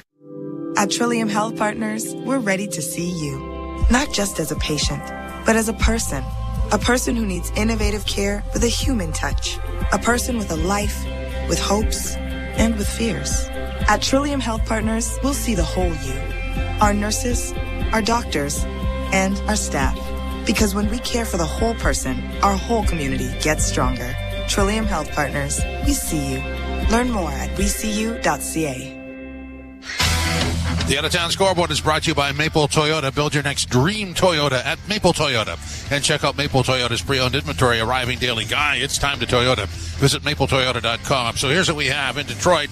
Wings and Senators tied at 1 late in the first. Kane has the goal for Detroit. Kings and Islanders scoreless midway through the first. End of the first in Buffalo.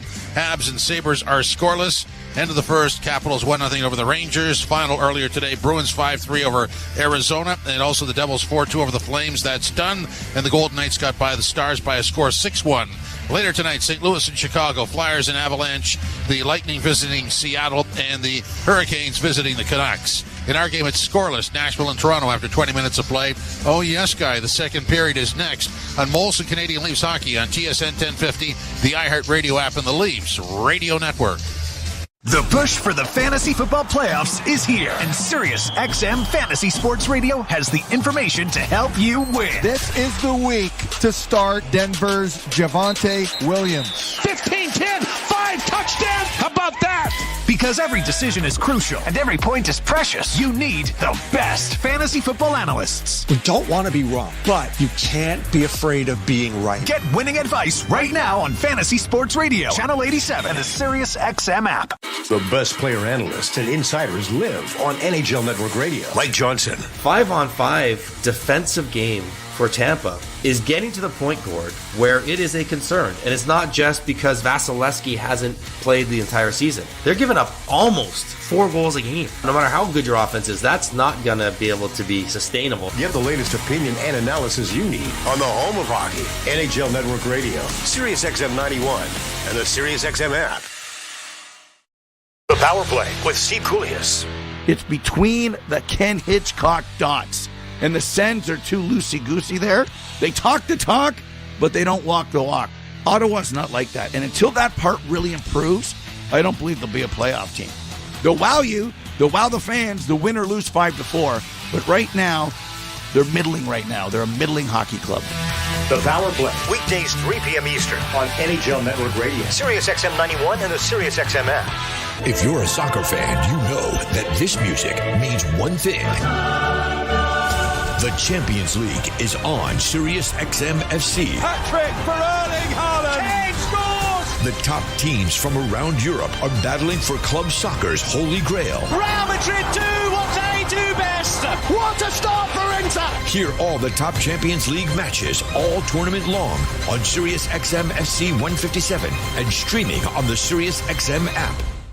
Join me, Scott Laughlin, and Gord Stellick, along with former NHLer Mike Johnson for NHL Morning Skate, weekday morning, 7 a.m. Eastern on NHL Network Radio, Sirius XM 91.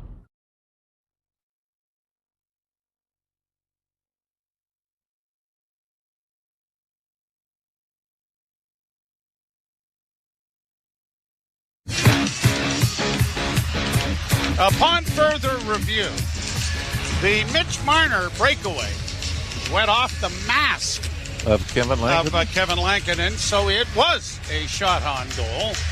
And the Maple Leafs and the Nashville Predators are scoreless. Now, maybe, I mean, Austin Matthews had a great chance on the pass, cross-crease pass in the power play to Willie Nylander, but Max Domi, probably the best save of the period, was Kevin Lankinen going post-to-post on Max Domi in the first period. Yep. And just to keep everybody happy in the booth, Patrick Kane has scored his first goal. I mean, Luka's all over it. It was like, the world had come to an end all of a sudden. It was Luka. Well. By the way, Andrew Burnett has coached the Nashville Predators two rather unique distinctions. One is scored the first goal in Nashville Predators history, and now is coaching them. The second is the last player to score on Patrick Roy in Game 7 overtime, Minnesota against Colorado. There you go. And the first coach of the year to be fired before he got to be into the second year. That in itself, as the Leafs have the puck down in the Nashville zone, trying to get it back to the blue line. Matthews then stole it back. He's in with a shot, and he fired it off the glass over top of the net. Matthews had just one shot on goal in Ottawa. But boy, he looks like he's got a little snap to his game here tonight, doesn't it? Here's Nylander in off the wing with a pass to Nyes, coming to the front of the goal! And he went right through the blue paint, and the shot went wide. Around the board's far side, Benoit trying to pinch. Puck is back of the net. Leafs in the midst of a change. He may have actually hit the post, Joe. As he made that power move to the net, protected the puck perfectly, and I think he snapped it off the post, club side on Lankinen. All right, we'll get a look at the replay as it comes back into the Toronto zone. Off the boards for Bertuzzi. Bertuzzi got it ahead on the right side for Marner. Tavares heading for the front of the net. Marner sends it to the other side, and Bertuzzi couldn't handle the pass. He was being tightly marked there as he tried to go to the net with Trennan. Leafs get it back in their own zone and around on the wing for Benoit. Poked ahead at center. Grabbed off by Bertuzzi.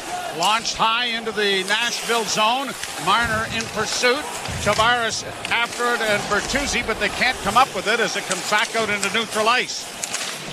Puck along the near boards. Cole Smith trying to get it into the Toronto zone, and now does. And it is quickly set out by Lajoie. And on the left wing side, Gregor sends it down into the zone. He had a glorious chance in the first period, shorthanded, did Noah Gregor, who comes out of the corner with the puck, trying to get some assistance there from Camp. Now here's Reeves, rammed to the boards heavily there by Jeremy Lauzon.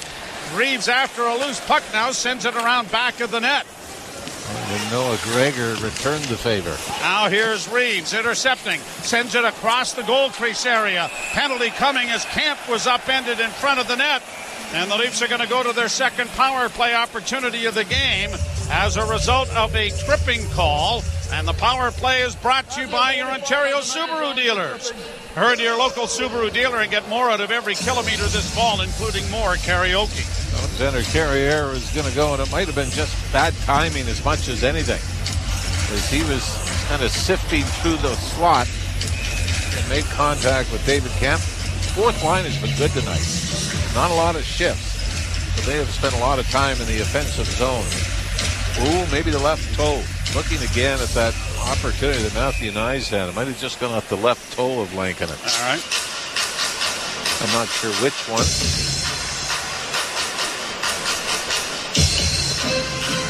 There's only 5. I have to slow it down. Unless he's a little different. We're gonna have to slow it down just a bit more. Shot goes wide. The rebound in front of the goal. And Tavares couldn't get there in time to get a shot away. Now the Predators will get a chance to ice the puck. And they I don't know not why sure which one. But I just realized that we always say off his toe. And then going, now we got to guess. I'm saying the pinky. Now here's Nylander banking it around the boards to Tavares at the far half wall. Tavares gives it back to him. It comes back to the point to Morgan Rielly. Into the corner for Willie. Nylander holds. Back to Rielly and just out of his reach, and it's going to come back into the Leaf end. Up on the left wing side for Tavares. Drop for Matthews. Matthews hits the line, got through, works it back to the blue line. Nylander carries into the corner. Had Matthews open, but curls in the corner. Now coming out of the corner with it is Nylander to play it back to the point. Rielly walks the line. Left wing side, Matthews holds, doesn't shoot it. Saucers it back. It comes to Nylander on the right wing. Nylander into the corner. He's going to go around back of the net. Tavares is in front. The puck comes back to Marner. Marner trying to go around the net now. Centering pass doesn't work. Comes off to Matthews, a drive. Ooh, and that struck one of the shin pads. Now comes in front for Tavares, and he couldn't get there. And it is O'Reilly now for Nashville, sending it out and down the ice. Colton Sissons has 3 shorthanded goals this year. Here's a chance for the Leafs, and a shot there by Bertuzzi, deflected into the corner. Matthews back to the point. Connor Timmins holds. Right wing side, the one-timer by Nylander was knocked away. And it's cleared into the screen and out of play. And a face-off coming in the Nashville zone with 7 seconds left to go in the power play. Hard to believe the Leafs may end up with 2 shots during this stretch. Willie Nylander with a one-timer didn't seem to get a whole lot of it. But Kevin Lankinen has been very sharp in goal for Nashville. Sorry, I'm still confused about which toe. Love to Google that stat. Yes. Most left. So would it help if you were a size 14 shoe? And 6'8", yeah. Played in over the line for Domi. Tried to make a backhand pass in front, but it was blocked before it reached Yarncrook, who was driving the net. Now Domi back in. Another pass. It was intercepted as he tried to spring Robertson. Nashville in their own zone with a long pass. It goes all the way down the ice and then skipped off the stick of Samsonov up into his glove, and then he decided he better hang on to it. Kind of a dangerous play, wasn't it? Wasn't it? Yeah. Long shot. He never butterflied. Kind of bent forward, and it scooped up off his stick right into the kitchen net. Had thoughts of a goal in Long Island a few years ago. Although that bounced a couple of times, right? Another shot, long shot from the point, and a save made by Samsonov. But what people forget about that game is the Leafs won 3-1. Guess who was one of the game stars? That's a Toskala. Yes. Yeah, but that was about a 197-foot shot. It took about 4 hops. But I also remember a goal in this building, the Leafs against Carolina, where Ron Hainsey, who would become a future Leaf, fired it well to our left off the goal line, hit the boards in the corner where the goal line is, came out, hit Jonathan Bernier's skate and went in. You know, they always have in football, longest punt return and longest kickoff return. Wonder if anyone's ever tracked longest goal. Well, there's furthest distance. Probably 10 feet from the goal line to the end board, so that's 190 feet. And, yeah, all right. Played around the boards. It'll come to the near side. Timmins keeping it in at the point. Long shot by Yarncrook, deflected wide of the goal. Yossi for Nashville trying to backhand it out, and the Leafs are able to keep it in. Good play on the left wing side for Noah Gregor. Here's that fourth line that you were talking about, and as it comes around on the near side, Timmins trying to pinch to keep it in, and Yossi again will now make a long lead pass ahead at center and feed into the slot area for Tomasino, but it went well out of his reach. Mississauga native goes into the corner after it. Harrison and getting up on the boards, and it is pounded out at center ice then by Toronto. Lozon to the line and in. Tried to get a return pass there from Thomas Novak. That didn't work. Leafs play it to the line. And now out. Timmins getting it ahead. Yarncrook will dish it back. He's going to the bench. Timmins takes a pass in his own end. Looks up ice with a bank pass to get it ahead. Tavares was drilled there by Jeremy Lozon, who's tossed out a couple of meaningful hits in this game. On the boards, played up on the wing for Marner. Marner got it ahead. Tavares with one man back. Tavares in over the line, tried to get it in for Bertuzzi, and he was taken down. Puck is sent around back of the net. Tavares will get to it in the left wing corner. Lozon on him, and it is forced ahead, and Sherwood will get it out. Preds get it to the line and just play it in, but it is whistled down offside. And it'll be brought back into the center ice area when we return. Still looking for the opening goal of this tilt. 0-0. You're listening to Molson Leaf Hockey on TSN 1050 and the Maple Leafs Radio Network. There are many peculiar words in the English language. Words like salivigant, peregrinate, nemophilus, peripatetic, and conviviality. Yet, there is no word for getting the most out of winter in your Subaru, thanks to symmetrical full-time all-wheel drive and X-Mode. Until now. We call it unhibernate, as in while your neighbors stay home, you'll be unhibernating all winter in your Subaru. So peregrinate to your local Subaru dealer for a holiday bonus. And welcome to Uncommon Winter Confidence. Want to be certain your reno goes right? Start with Pro Materials with CertainTeed Drywall. In fire-resistant, water-resistant, super durable, or soundproof and top-quality insulation. Ceiling systems, premium shingles, and siding. Do it right with professional-grade building materials from CertainTeed. Pro, all the way. Nobody goes on vacation for the moments that are just okay. That's why Sunwing vacationers go all in like it's a buffet of fun. Whether you're skimming the treetops like Tarzan's long-lost twin, or deep-end swimming with your flippers and fins. Or maybe you're just perfecting the art of doing absolutely nothing. Whatever vacationer you are, with Sunwing, you save more so you can do more. Book with your local travel agent or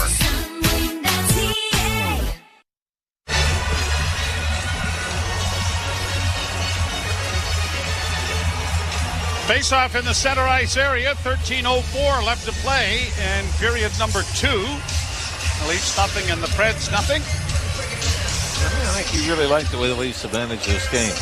You know, in a similar situation in Ottawa 2 nights ago, and you're just thinking, how long could Joseph Woll keep this in there, or keep the Leafs in it? And the answer was eventually found in the third period, long enough to get the win. Where in this game, Leafs have not given up a whole lot. 9 shots on goal for Nashville. So Nashville playing a pretty good road game, where you just play to the score, don't take chances. Hopefully you can catch a break. How about Martin Jones's statistical information? I'll get to it here in a second. As the Predators send it in front, and a shot from a sharp angle was stopped there by Samsonov. Around on the far boards, Yossi will keep it in, battling there with Matthews. The Leafs end up winning the battle, and Nylander circles around back in front of his goal to get it ahead for Matthews. Matthews on to Morgan Riley. Rink-wide pass. Here's Nylander cruising in off the wing. Didn't shoot it. Went behind the net. Centered it.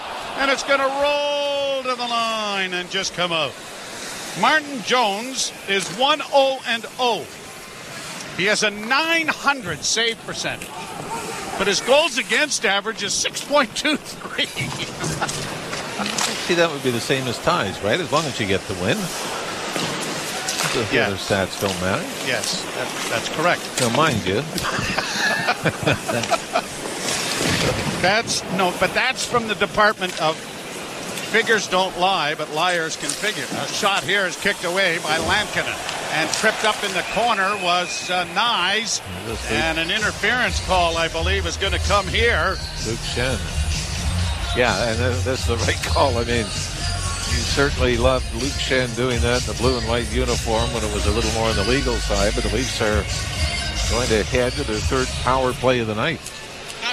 By the way, even that dash by Willie Nylander a little earlier, if that's in the first 17 games of the season, that finds its way in, whether it's him or the pass out to the slot onto the stick of John Tavares. 8:15, the time of the penalty, and the power play brought to you by your Ontario Subaru dealers. Hurry to your local Subaru dealer and get more out of every kilometer this fall, including more karaoke. Draw one cleanly by Sissons, and it's going to be shot out and down the ice by the Predators. Second period brought to you by Molson. Whether it's Canadian, Ultra, Expert, or XL, there's a Molson with your name on it. Leafs start out of their own zone. Here's Marner hitting the blue line off on the right wing for Nylander, who rings the boards with it to find Tavares. Tavares back of the net to the corner, centering pass in front of shot. Nylander went to a knee almost to shoot that, and it went off a leg wide. Into the corner, back to the blue line to Riley. Riley to near Nylander. Nylander with Tavares in front to Marner. Marner doesn't shoot it. Down low for Willie. Back to Marner. Still won't shoot it. To Willie again. Around back of the net. Now to Matthews. And his shot deflected off a stick and went wide. Riley closing in. Down low for Tavares. Jamming at it. Down is Lankinen, and it's able to play it to the side of the net. It clears high off the stick of Marner and out and down the ice. And knocked down with a high stick, so Nashville is going to get a much-needed line change in. It looks like the Leafs are going to go to the number 2 unit as well. I think the power plays look sharp the last couple of power plays. They've moved it well. They've gotten opportunities. They just haven't scored. And because of the high stick, Marner touches it on the Leafs side of their own blue line, so the faceoff will come all the way back down to the right of Ilya Samsonov.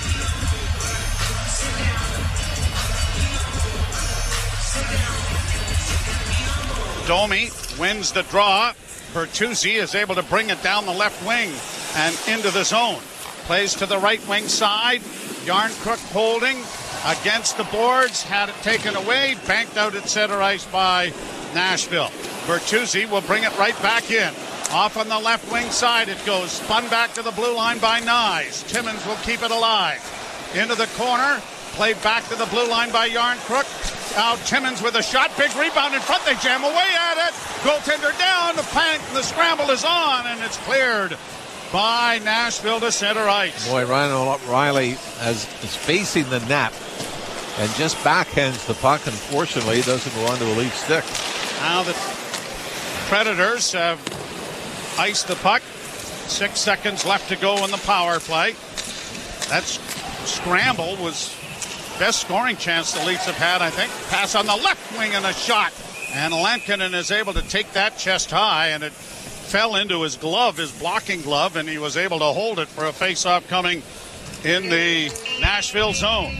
So the Leafs are 0 for 3 on the power play, and we are still in a scoreless tie. You're listening to Molson Leaf Hockey on TSN 1050 and the Maple Leafs Radio Network. Remembering the unforgettable beats. Spit pimpin', baby. The iconic rap verses. Cause that's what I'm monster do. The artists who shaped the culture. I know when that hotline bling. Flex your musical muscles with a new channel featuring hip-hop from the 2000s. Is it worth it? Let me work it. In the 2010s. Be humble. Holla, holla. Sit down. On Flex 2K. Now, Sirius XM Channel 49 and the Sirius XM app. Included in all trials and popular plans. 24/7 hockey talk.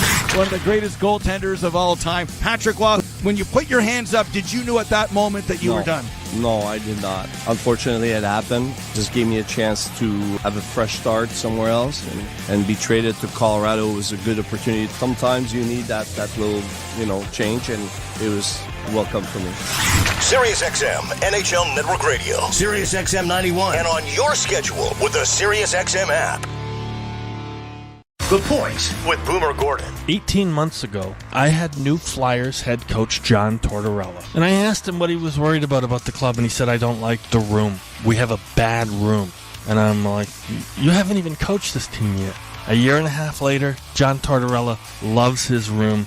He loves this team, and he loves that they compete every night. Point with Boomer Gordon. 1 p.m. Eastern on NHL Network Radio. SiriusXM 91 and the SiriusXM app. Join me, Gord Stellick, and Scott Laughlin as we recap the night that was on NHL Morning Skate, weekday mornings at 7 a.m. Eastern on NHL Network Radio, SiriusXM 91. $17-10, the shots favoring the Toronto Maple Leafs, but none of the 27 shots mustered have beaten the goaltender so far. Draw one cleanly by David Kampf. A point shot rattles off a shin pad and goes wide of the net. Gregor after it, so is Reeves. Gregor gets it back to the point. Benoit to the left wing side. And Lajoie trying to move in, had it knocked away. David Kampf getting back to play to open ice. And the Leafs are going to rattle it right back into the zone. Lankinen playing it along the boards. Stepped by Tyson Barrie to the far side. And now here's Nashville trying to work its way free. Gregor was out there to cause a problem, and the Leafs come away with the puck at their own blue line. Lajoie got it to the line and shot in. And you're right, the fourth line has played a lot of their shifts in the opposing end, and that's where you want them to be. Well, never mind the fourth line. You'd like the other three lines to do the same damn thing, I think. Especially the fourth. And I mean, it's tied to you don't necessarily expect them to lead you every game in scoring. But it is right now. We haven't seen once in this period, and Sheldon Keefe has done it quite regularly, where Kelly Yarncroc will sub in for Ryan Reeves and get some extra ice time that way. But Ryan Reeves had a big hit right below the goal line to the left of the Nashville net, which kept the puck alive from a Leaf standpoint. They got a couple of scoring opportunities out of it. Face off at center ice after the puck was shot out of the rink. And Nyes will get it down into the offensive end. Gets a run there at McDonough, but the puck along the boards to Nyes now. Back of the goal. Centered in front of the net. Went off the goaltender's stick and bounces to the blue line. And brought out now by Philip Forsberg. Leafs turn it right back into the zone. It goes off of Nyes' stick again, and he's in pursuit. The big winger takes his man Yossi to the boards. The puck comes back from Nylander to the point. A shot. That didn't make it through. Matthews trying to get it back out in front of the net. And it is played out at center ice now by Nashville. Left wing side, McDonough trying to play it in front of the net. It goes around back of the net for Forsberg. A centering pass! And coming across and making a good save. There was Samsonov. And then one of the Nashville Predators skated in behind him through the crease. Now he has to make another save at the short side, and the puck is still in the Toronto end. Off the boards and just chipped out at center ice now by Nylander. Leafs intercept. Nylander trying to play it back, but the rest of his mates had gone to the bench, and it is shot back down into the Toronto end. Brody leaving it for Morgan Riley, who circles the net and bank passes it off a stick to center, and Marner will get it into the zone, but not onto his stick as it is cleared off his body. And deep now, I hear pass in front. Bertuzzi never reached it. Marner set a goal mouth pass to him. Back to the point. Bertuzzi a shot in traffic. It comes back now. Bertuzzi closes. Toe drag move, and then when he wristed it, it went high over top of the net. McCabe for Benoit. Shot coming, doesn't make it through. Blocked in front by Alexandre Carey top of the net.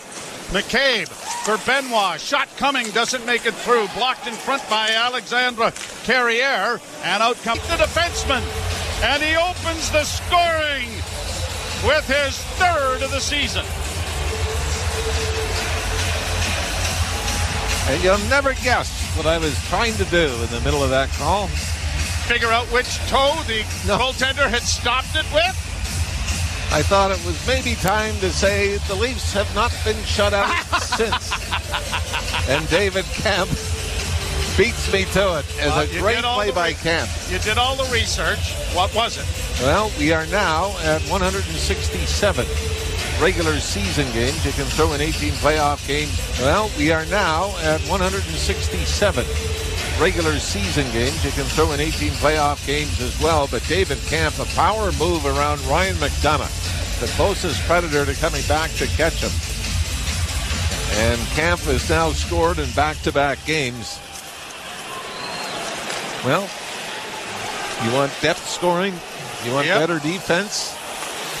Power play to look sharper. The Leafs have had all that tonight. Here's a pass in front of the net. Kemp looking for a second, and he almost got it.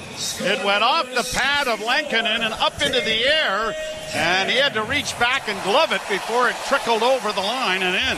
The one thing about David Kemp, Joe, it seems like every time he has scored a goal, it's been a big... The line and in.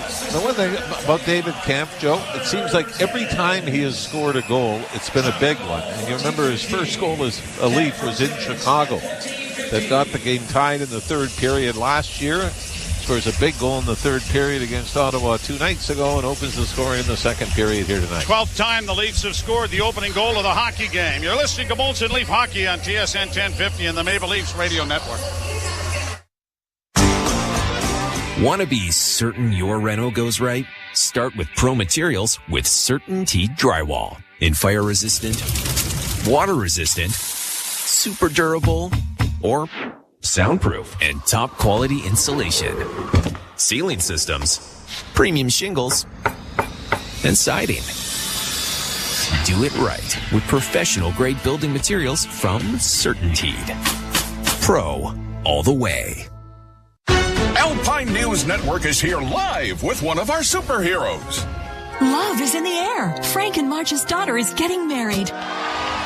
They want to help with the wedding, but need to organize their finances. With a debt consolidation loan and my telekinesis, I help them consolidate their bills. I promise I won't crash the wedding, but I am free that weekend. Own your home? Need a loan? Alpine Credits can help. Alpine Credits, where homeowners get approved. Just for license 12616. From the biggest stadiums to the coziest holes in the wall. From house parties to porch hangs to pride celebrations. From your favorite fuss shop to your local Indian spot. From noodle bars to sports bars to salsa bars. There's a Molson with your name on it. Canadian Ultra XL. Molson. Everyone in. Must be legal drinking age.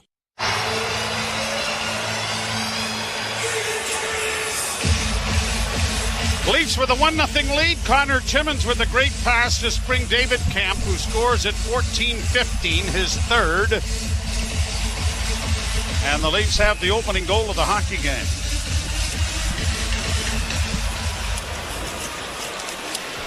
Played high to center ice by Nashville. Grabbed off by the Leafs and fed back up on the right side for Tavares.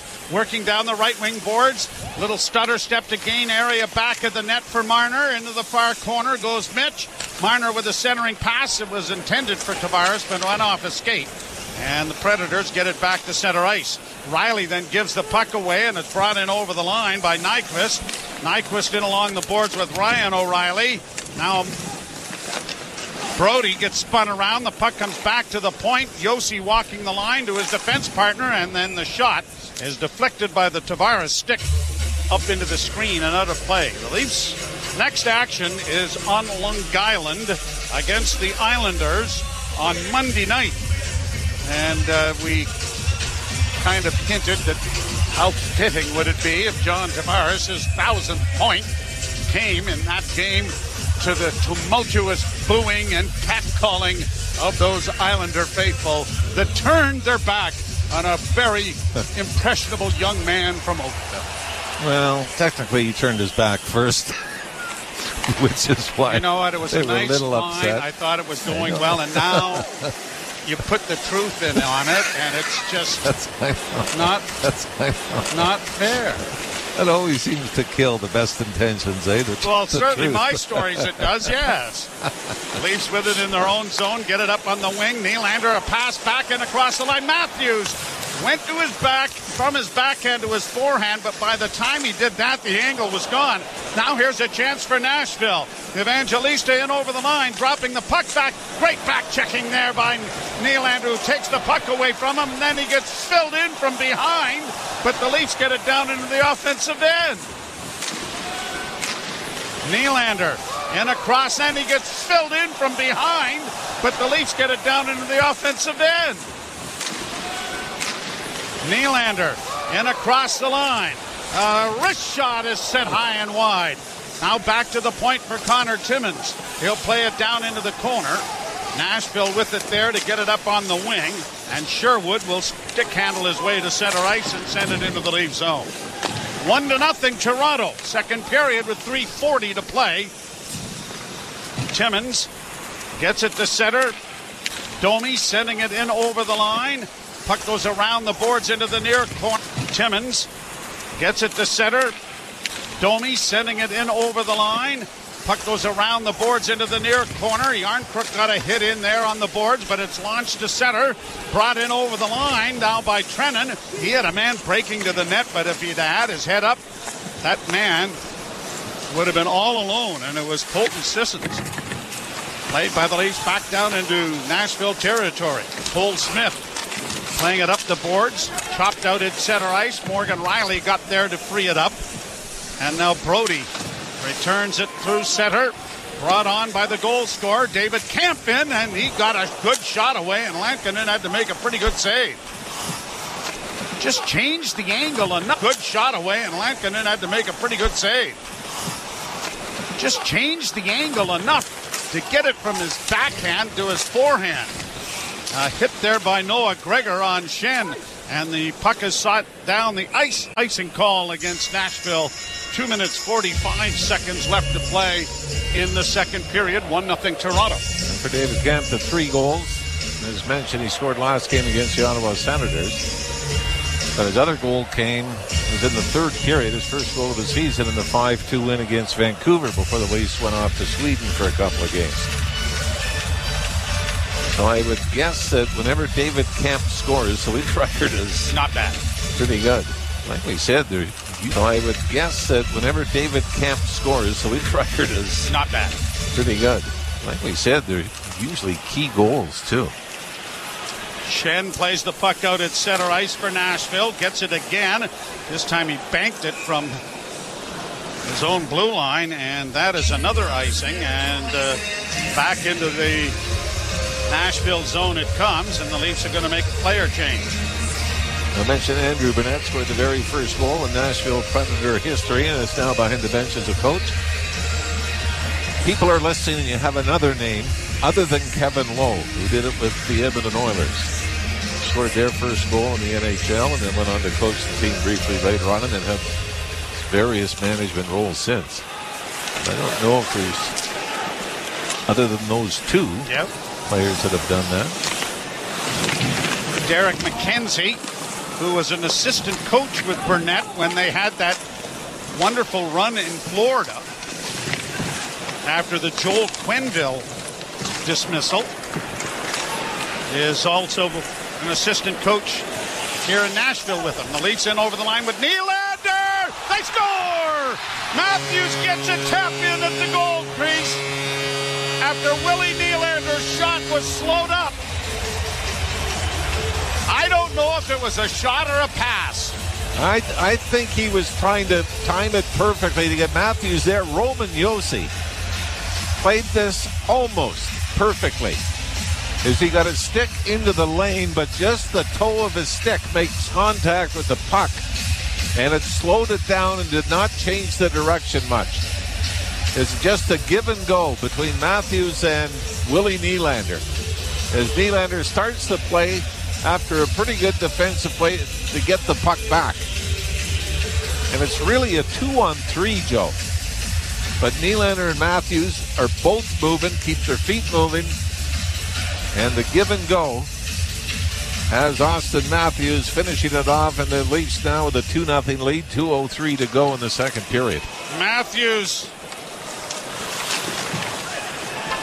held scoreless against Ottawa. Now we get a tripping call coming against Toronto, and John Tavares is coming to the penalty box. And this is huge. 2-goal lead late in the second. 1:55 to go. And the Predators will go to their second power play of the night. Number 91 has a 2-minute minor for tripping. Coming into the game, Austin Matthews, 16 goals on the season, but just 3 in his last 11. In fact, out of his 16 goals coming in, Joe, 13 of them were scored in 5 games. So, seems like every other goal scorer, everything comes in waves. Preds win the draw, dropping it back to the point. Yossi shot in traffic, was deflected wide. Brody got it freed up, and the Leafs are going to break it out at center, and now it is Marner just sending it down into the zone. Penalty kill brought to you by CMC Markets. Take your trading to the next level with $0 commissions on stocks. 17th goal of the season for Matthews, and the Leafs are able to break the rush up at the blue line. Ryan O'Reilly having difficulties with Marner. Marner stole the puck and then was taken down by O'Reilly, but out come the Predators now to center ice. Nyquist across the line. Had it knocked off his stick nicely there by Yarncrook and back into Nashville territory. Minute 4 to go in the period. Pretty good hack by Yarncrook, wasn't it? Yeah, it was. Stick on stick, and the puck went free into the other end. Nyquist dropping it back. Forsberg carries to the right wing side. Played it to the side of the Leaf goal. Rattled off the glass. And unfortunately, it skips over the glass and goes out of play. And so a face-off coming in the Toronto zone with 48.4 seconds left in the penalty, or in the period, and 53 seconds left in the penalty. Those flashing calls that don't go called. Remember, I had a coach that used to yell. He felt that his team got slashed and there was no call. The line was always, give him an axe.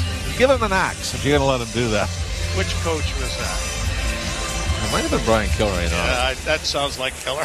And I don't remember listening to any of the other ones they had. unless it was get him out. Get him out. Puck back to the point, kept in by Nashville. Near side Novak in with a shot. Ring-a-ding-ding in behind. Samsonov again. Back to the blue line, just kept in Nashville. Near side Novak in with a shot. Ring-a-ding-ding in behind. Samsonov again. Back to the blue line, just kept in there.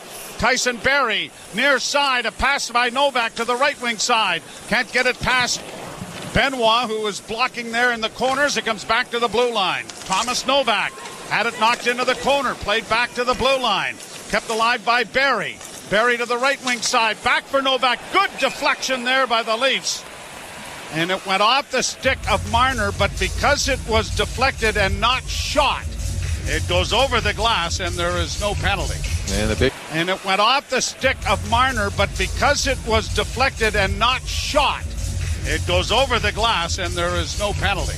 And the big face-off here is 6.6 seconds left as Marner in a conversation with the referee. And the Leaf penalty kill, as much as the power play is sputtered of late, penalty kill has been dynamite. 23 of 24 they've killed off in the 8 games coming in. Face off to the left of Samsonov. Scrummed. Back to the point. Novak again with a shot in traffic. Oh, good pad save there. Best save of the game so far by Samsonov. And the buzzer will end the pressure. Boy, this is the point shot. It gets redirected about 10 feet in front of Ilya Samsonov. And he has to react quickly to throw out the right pad. In fact, I think it might have gone off T.J. Brody's stick. Quickly to throw out the right pad. In fact, I think it might have gone off T.J. Brody's stick. But Samsonov is perfect. Only 13 shots through 40 minutes. But he has been perfect on all of them.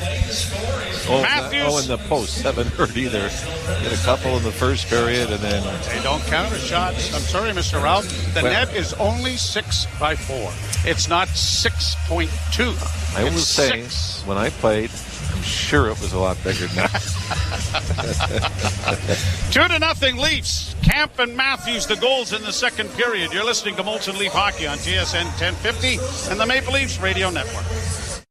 Dak Prescott is playing at an MVP-type level. When it happens in the NFL, we're reacting to it on TSN 1050 and the Maple Leafs Radio Network. Dak Prescott is playing at an MVP-type level. When it happens in the NFL, we're reacting to it on SiriusXM NFL Radio. Minshew and the madness for the Colts, quarterback that keeps winning, that's going to push a team into the playoffs. Get closer to the game with interviews with players, coaches, and executives. Mike Evans, huge day, and he joins us now from the Bucs locker room. Guys that I looked up to, it means a lot to be in an elite company like that. Nobody covers the game like SiriusXM NFL Radio, Channel 88. The best player analysts and insiders live on NHL Network Radio. Mike Johnson. 5-on-5 defensive game for Tampa is getting to the point, Gord, where it is a concern. And it's not just because Vasilevsky hasn't played the entire season. They're giving up almost 4 goals a game. No matter how good your offense is, that's not going to be able to be sustainable. Get the latest opinion and analysis you need on the home of hockey, NHL Network Radio, SiriusXM 91, and the SiriusXM app. The Power Play with Steve Koulias. It's between the Ken Hitchcock dots. And the Sens are too loosey-goosey there. They talk the talk, but they don't walk the walk. Ottawa's not like that. And until that part really improves, I don't believe they'll be a playoff team. They'll wow you. They'll wow the fans. They'll win or lose 5-4. But right now, they're middling right now. They're a middling hockey club. The Power Play, weekdays 3 p.m. Eastern on NHL Network Radio, SiriusXM 91, and the SiriusXM app. 24/7 hockey talk. One of the greatest goaltenders of all time, Patrick Waugh. When you put your hands up, did you know at that moment that you were done? No, I did not. Unfortunately, it happened. Just gave me a chance to have a fresh start somewhere else and be traded to Colorado was a good opportunity. Sometimes you need that little, change, and it was welcome for me. SiriusXM, NHL Network Radio, SiriusXM 91, and on your schedule with the SiriusXM app. The Point with Boomer Gordon. 18 months ago, I had new Flyers head coach John Tortorella. And I asked him what he was worried about the club, and he said, I don't like the room. We have a bad room. And I'm like, you haven't even coached this team yet. A year and a half later, John Tortorella loves his room. He loves this team, and he loves that they compete every night. Point with Boomer Gordon. 1 p.m. Eastern on NHL Network Radio, SiriusXM 91, and the SiriusXM app. Under review. And if someone says, well, he's good in the room, you know what? They don't have a good in the room stat in the standings. I've yet to find that category. It's one of the most overplayed things. They better be good in the room. That's the least you better bring when you join a National Hockey League team.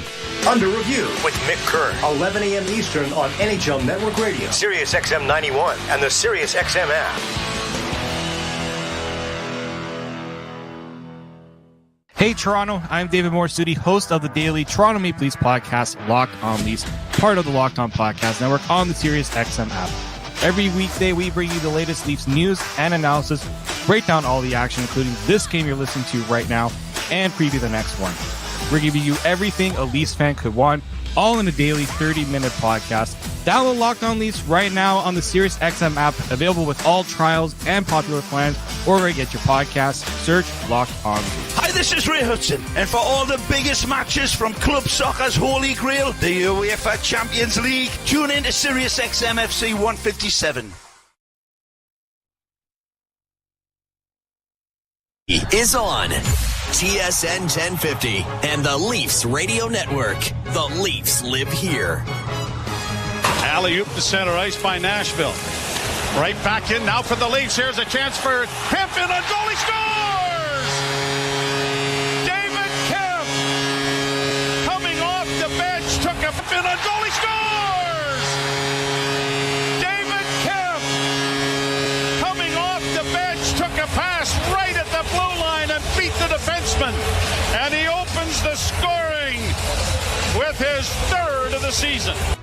1-0 then, 2-0 now. Leafs over the Predators. TSN after 40 minutes is delivered by 241 Pizza. Get a large 4-topping Quattro pizza for $15.99 and try new 241 nachos or Irish nachos for just $9.99. 241pizza.com. Jim Taddy and Frankie Corrado with you. And actually both goals, we're going to key on the camp goal to start it, but both goals, the Leafs were able to move the puck relatively fast. Yeah, and both goals coming off the rush, and a lot of that has to start in your own zone and getting through the neutral zone with a lot of speed. And why don't we start with the David Camp? And a lot of that has to start in your own zone and getting through the neutral zone with a lot of speed. And why don't we start with the David Camp goal? The Nashville forwards go for a change, and that leaves two defensemen on the ice for Nashville. They're a little too spread apart. That leaves a big pocket of ice in the middle of the ice for David Camp, and heads-up play by Connor Timmins finding David Camp.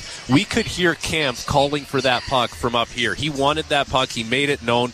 Connor Timmins puts it right on his tape, and safe to say that's one of the nicer goals David Camp is ever going to score as he fends off McDonough and brings it to the forehand right over the glove of Lankinen.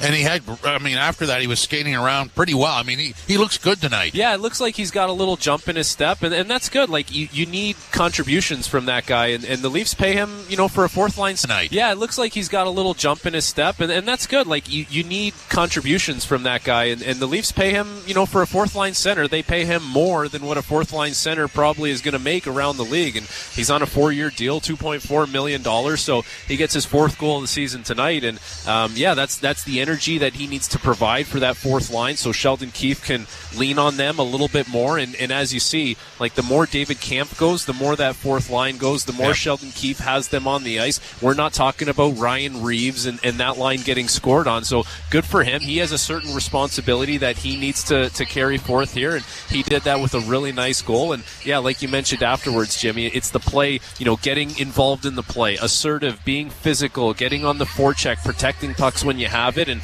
of course the thing that makes him what he is, generally speaking, a good defensive, reliable centerman who can play on the penalty kill, and a really nice game for him so far. And the Matthews goal, that's just classic Matthews, taps it in from behind the net. Well, and it's, we always welcome the goals off the rush for the Leafs because, last year it was a little more of a problem for them. It hasn't been an issue this year. They've been really good at getting chances off the rush, and there's a really nice play by Matthews. Obviously, we talked about how things need to start in your own zone, speed through the neutral zone, and I just love that pass from Matthews. It's a little bit of like a scoop kind of move to put it under the defenseman's stick and speed through the neutral zone, and I just love that pass from Matthews. It's a little bit of like a scoop kind of move to put it under the defenseman's stick, and Nylander does a nice job just putting it back into an area for Matthews to tap it in. But that line was good all period long. They're the best line on the ice, and Matthew Nye is involved with that line as well. Big, strong, physical, using his body. Nye's had a really nice play earlier in that period on the rush where he brings it right across the crease, and he actually keeps it on his forehand and tries to bank it in, and Kevin Lankinen kind of stays with it. He puts it right off the pad, but if he goes to the backhand there, that's probably in the back of the net. So that line looks great off the rush, and the chances that they've had, they've been able to generate something, but it hasn't come easy. Tonight has been a little bit of a stifling kind of night for Nashville. They've done a good job. They haven't found a way to generate offense either, though, and that's a really good thing from the Toronto Maple Leafs point of view. Yeah, well, it just goes to show you how hard it is to contain the Leafs. Nashville's played a really good game, solid defensively, certainly on the penalty kill, pretty good as well. And as I said, all lanes were closed on the penalty kill for Nashville. And, in terms of, what they're going to do, they don't generate any offense. But Nashville's, just got caught on a bad change, and then they moved it up the ice. And there you go.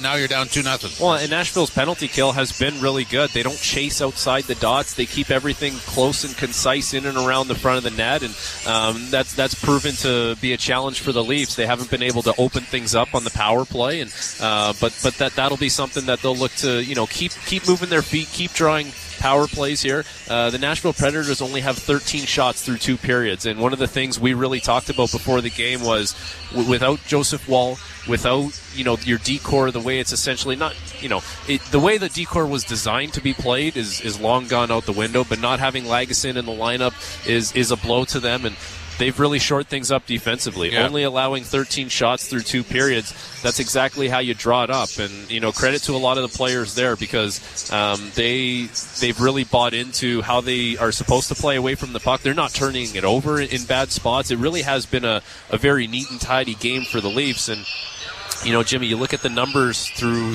2 periods here. The Leafs have only given up 3 high-danger scoring chances this entire game, and that's 5-on-5, 5-on-4, and they've generated 8 of their own. So doing a much better job in the critical areas of the ice. I thought Connor Timmins gets better by the game. Would you agree with that? I thought Connor Timmins gets better by the game. Would you agree with that? Connor Timmins is not afraid to make a play. That's for sure. I give him a lot of credit because he'll try and thread a pass under someone's stick at any point on the ice, and sometimes you kind of watch it and you're like, whoa, man, does he know that can get picked off and go the other way for a breakaway? But he's certainly playing with a lot of confidence, and you can never fault a player for playing with confidence. And for a guy that's kind of missed some time early in the season, and he's getting a good opportunity here, a lot of poise on the blue line, especially offensively, and made some really nice breakout passes in this game. So good for Connor Timmins, good for the Leafs, because they need that, right? If you're going to be thrust into the lineup here, you can't just play, you can't just chop the puck around. You actually do need to make a play, and Connor Timmins is not afraid to do that. 2-0 Leafs over Nashville after 40 minutes of play. This is Molson Canadian Leafs Hockey on TSN 1050, the iHeartRadio app, and the Leafs Radio Network. NHL All-Star Thursday is coming to Toronto with 3 exciting events in one star-filled night. First, celebrity captains select their teams in the Tim Hortons NHL All-Star Player Draft. Then, the 1967 Stanley Cup champion Maple Leafs are honored in the NHL Alumni Man of the Year. And finally, the best in women's hockey compete in the Canadian Tire PWHL 3-on-3 Showcase. It's NHL All-Star Thursday on February 1st. Buy tickets now starting at $44. Best in women's hockey compete in the Canadian Tire PWHL 3-on-3 Showcase. It's NHL All-Star Thursday on February 1st. Buy tickets now starting at $44 at NHL.com/Thursday. Unhibernate. Verb. To laugh in the face of snow because you drive a Subaru. As in, when I unhibernate, I have the roads all to myself because my Subaru has symmetrical full-time all-wheel drive and others don't. Or, the award-winning safety in my Subaru means I can unhibernate all winter while my neighbors stare longingly from their bedroom windows. Or my favorite usage. I am going to unhibernate by visiting my local Subaru dealer for a holiday bonus. Welcome to Uncommon Winter Confidence. Want to be certain your reno goes right? Start with Pro Materials with CertainTeed Drywall. In fire-resistant, water-resistant, super durable, or soundproof and top-quality insulation.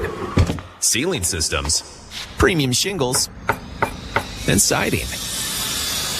Do it right with professional-grade building materials from CertainTeed. Pro, all the way. From the biggest stadiums to the coziest holes in the wall. From house parties to porch hangs to pride celebrations. From your favorite fuzz shop to your local Indian spot. From noodle bars to sports bars to salsa bars. There's a Molson with your name on it. Canadian Ultra XL. Molson. Everyone in. Must be legal drinking age. Alpine News Network is here live with one of our superheroes. It's a bird. It's a plane. Oh, it's just me helping the city with my super strength. And help is what we did for Dave and Keith. They wanted a new living room and were approved for a home renovation loan. I'm invited to their next potluck, and I'm bringing my famous hero dip. I basically just melt a jar of cheese with my super heat vision. Own your home? Need a loan? Alpine Credits can help. Alpine Credits, where homeowners get approved. Just for license 12616. The holidays can be a busy time filled with friends and family, get-togethers and gift-giving, long days, late nights, crowded shops and busy streets. But what if there was a place where you could slow it all down? The Thermea Spa Village, a world of bathing havens and breathtaking views. Give the gift of Thermea and invite someone to experience a holiday that unfolds at their own speed. Visit Thermea.com to purchase a gift certificate for someone you love. The Out-of-Town Scoreboard is brought to you by Maple. Maple Toyota. Build your next dream Toyota at Maple Toyota. And check out Maple Toyota's pre-owned inventory arriving daily. Guy, it's time to Toyota. Visit mapletoyota.com. In the second period, Ottawa 3-1 over Detroit. Also in the second, Kings 2-0 over the Islanders. It's time to Toyota. Visit mapletoyota.com. In the second period, Ottawa 3-1 over Detroit. Also in the second, Kings 2-0 over the Islanders. End of the second in Buffalo, Habs have a 2-0 lead. End of the second in Washington, Caps 4-0 over the Rangers. End of the first, Chicago 2-0 over St. Louis. And these were done earlier today. Bruins 5-3 over the Coyotes, Devils 4-2 over the Flames, and the Golden Knights 6-1 over the Stars. Later tonight, Flyers in Colorado against the Avs, Tampa visiting Seattle, and the Canes visiting the Canucks. In our game, it is 2-0 for the Leafs over Nashville after 40 minutes of play. I know what you're thinking, Guy. You are correct. The third period is next. This is Molson Canadian Leafs Hockey on TSN 1050, the iHeartRadio app, and the Leafs Radio Network. A Sirius XM Comedy exclusive presentation. Everyone's asking me why I would sign up for this. The OnlyFans roast of Whitney Cummings. I'm a female comedian, okay? Only on Sirius XM Comedy with Jim Norton, Annie Letterman, Bob the Drag Queen, Donnell Rawlings, and more. Female comedians are American heroes, all right? All this week on Sirius XM Comedy Greats, Raw Comedy, and She's So Funny. Uncensored comedy is not dead. It's just on new platforms. And listen anytime on the Sirius XM app. I love this platform. The best player analysts and insiders live on NHL Network Radio. Mike Johnson. 5-on-5 defensive game for Tampa is getting to the point, Gord, where it is a concern. And it's not just because Vasilevsky hasn't played the entire season. They're giving up almost 4 goals a game. No matter how good your offense is, that's not going to be able to be sustainable. Get the latest opinion and analysis you need on the home of hockey, NHL Network Radio, Sirius XM 91, and the Sirius XM app. The Power Play with Steve Koulias. It's between the Ken Hitchcock dots. And the Sens are too loosey-goosey there. They talk the talk, but they don't walk the walk. Ottawa's not like that. And until that part really improves, I don't believe they'll be a playoff team. They'll wow you. They'll wow the fans. They'll win or lose 5-4. But right now, they're middling right now. They're a middling hockey club. The Power Play, weekdays 3 p.m. Eastern on NHL Network Radio, Sirius XM 91, and the Sirius XM app. If you're a soccer fan, you know that this music means one thing. The Champions League is on Sirius XM FC. Hat-trick for Erling Haaland. Kane scores! The top teams from around Europe are battling for club soccer's holy grail. Real Madrid do what they do best. What a start for Inter. Hear all the top Champions League matches all tournament long on Sirius XM FC 157 and streaming on the Sirius XM app. Join me, Gord Stellick, and Scott Laughlin as we recap the night that was on NHL Morning Skate, weekday mornings at 7 a.m. Eastern on NHL Network Radio, Sirius XM 91.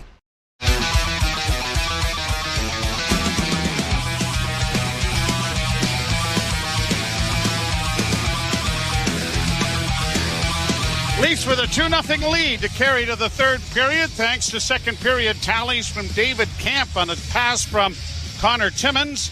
And Austin Matthews with Nylander finding him at the doorstep. Riley assisting as well. And it is 2-0 Toronto. Matthews with his 17th of the season. Leafs out shooting the Preds 14-6 in the second period. 23-13 over 40 minutes of play. Hopefully the Leafs have got another 20 minutes in them because I think, and I know 20 minutes is a lot of time, and we've seen the Leafs blow 2 and 3-goal leads this season already, but I would compare this maybe to the Vancouver game before the Leafs went to Sweden as the solid team effort didn't give up a lot and have controlled the play of the game, and the leading effort didn't give up a lot and have controlled the play of the game, and the Leafs have been able to do that so far. So the Leafs to the right and the Predators to the left start the third so far. So the Leafs to the right and the Predators to the left start the third period. The Leafs go on a 2-game road trip into Manhattan and New York. They'll play the Islanders on Monday night, and then Tuesday night they're tangling with the New York Rangers, and then back there against Columbus. I believe there's only one other time I can remember that happening, and that's when the Leafs had an extended point streak. And it was right after Christmas. Back-to-back games. They won in overtime against the Rangers and then lost. I believe it was a 13-14 game point streak. They lost the next game against the Islanders. Yeah, don't ever remember a nice 3-game set with New Jersey Rangers and Islanders, right? I mean, you do have to reserve those dates, obviously, for the West Coast teams. We're underway. Played down into the Toronto zone on an errant pass, and icing is called here against the Nashville Predators. It was good to see Billy Ranford here. Yes. Oversees the goaltending of the LA Kings organization after years as a goalie coach. And when you go back to old school goaltending, how about this? UC Saros, who's backing up tonight, but one of the best goalies in the league, is the only goalie in the NHL listed under 6 feet. Listed at 5'11". Wow. You know, John Bauer was on a really good day, 5'8". John Worsley, yeah, that was a different era, eh? And that's when the net was bigger. Here's a chance for Marner, and a shot rebound in front of the goal. Oh, Tavares may not get a better chance here tonight. His stick was just impeded enough that he could not deliver the rebound. Now, a shot taken there by Yossi is deflected, and the Leafs, Bertuzzi gets it out into neutral ice. Both teams trying to get a change going. And McCabe, taken there by Yossi, is deflected, and the Leafs, Bertuzzi gets it out into neutral ice. Both teams trying to get a change going. And McCabe back in his own zone, being hounded, but gets it into the far corner. Pushed to the line, but not out. Kept alive here by Nashville. Back in across the line with a shot, and forced to make a save here is Ilya Samsonov. And really, Jake McCabe kind of nonchalanted that. Yeah, they were in the middle of a line change, but his outlet pass was not a good one, and all of a sudden, Samsonov is asked to make another save. Those mistakes you can't make, and I mean, even obviously more critical when you're nursing a 2-goal lead in the third period. Leafs win the face-off, but it comes off a glove, and it is Sisson sending it wide of the Leaf goal. Nylander works around back of the net, protects the puck well, but now running out of options, drops it back. Morgan Rielly will find Brody, and Brody banking it ahead, just out of the reach of Nyes, and it turns into an icing. So it's going to come all the way back into the Toronto zone. Face-off back in the Leaf zone. By the way, Ryan O'Reilly has just won 3 of 10 face-offs on the night. And do you know... That is not like him. Do you know that he has taken, among active players, the 4th most face-offs in the NHL among active players? Centering pass broken up by the Leafs. Nylander banking it off the boards to get it into Nashville territory to allow a change to start for the Maple Leafs. Right wing.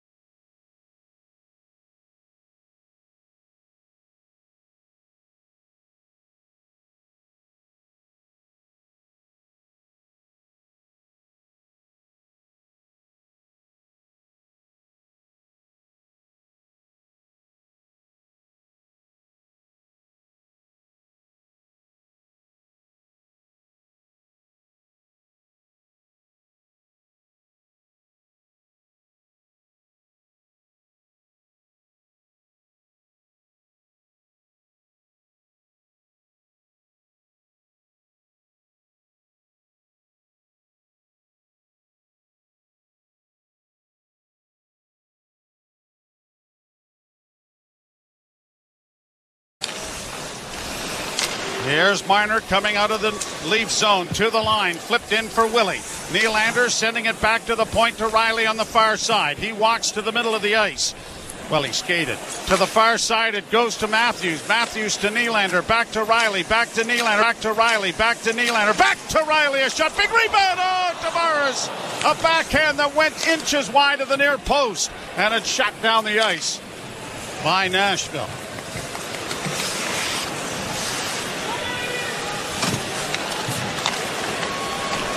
.38 seconds left to go in the power play. Second unit over the boards. Bertuzzi works to center. Drops the puck back. Working in over the line with a nice feed was Yarncrook, who got it back again. Yarncrook works along the near half boards. Leaves it into the corner. Bertuzzi back to the blue line. Timmins couldn't keep it in.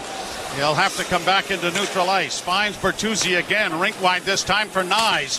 Nyes into the corner. Nyes looking back towards the blue line. Domi gets it back to Timmins. Timmins to Domi. Far side, top of the circle, near side. And if that had been handled cleanly by Yarncrook, he might have had an empty net. Now a loose puck in front of the goal as the penalty to Lauzon is over.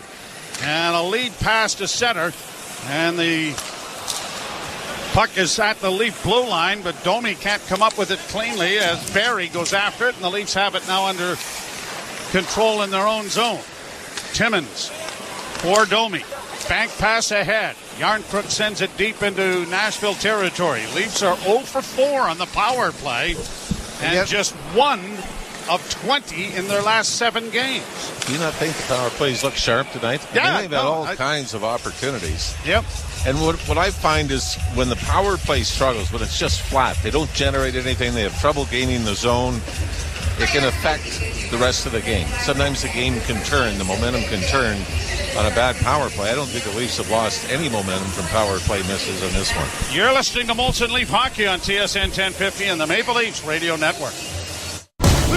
Let's go, football fans. This week on Let's Go with Tom Brady and Larry Fitzgerald and me, Jim Gray. We're here on Let's Go with Lawrence Taylor. When we look at the best, you're the number one guy that I haven't hit, okay? Who would you have liked to hit the most in your career? I would have loved to hit Phil Simms, but Coach wouldn't let us hit him. Listen to Let's Go every Monday at 6 p.m. Eastern on Mad Dog Sports Radio and anytime on the SiriusXM app. Let's go, baby. Let's go. The best player analysts and insiders live on NHL Network Radio. Mike Johnson. 5-on-5 defensive game for Tampa is getting to the point, Gord, where it is a concern. And it's not just because Vasilevsky hasn't played the entire season. They're giving up almost 4 goals a game. No matter how good your offense is, that's not going to be able to be sustainable. You have the latest opinion and analysis you need on the home of hockey, NHL Network Radio, SiriusXM 91, and the SiriusXM app. The Power Play with Steve Koulias. It's between the Ken Hitchcock dots. And the Sens are too loosey-goosey there. They talk the talk, but they don't walk the walk. Ottawa's not like that. And until that part really improves, I don't believe they'll be a playoff team. They'll wow you. They'll wow the fans. They'll win or lose 5-4. But right now, they're middling right now. They're a middling hockey club. The Power Play. Weekdays 3 p.m. Eastern on NHL Network Radio, SiriusXM 91, and the SiriusXM app. The best hockey lives here. Burns gets it back. Stick handles to the backhand. Moves in front. Score! NHL play-by-play on SiriusXM. Leafs 2, Nashville no score. 12:29 left to play here in the third period.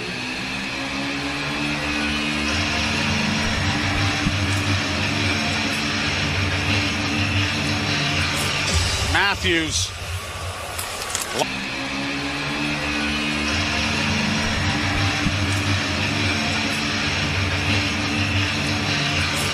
Matthews lost the draw. It's flipped down into the Toronto zone.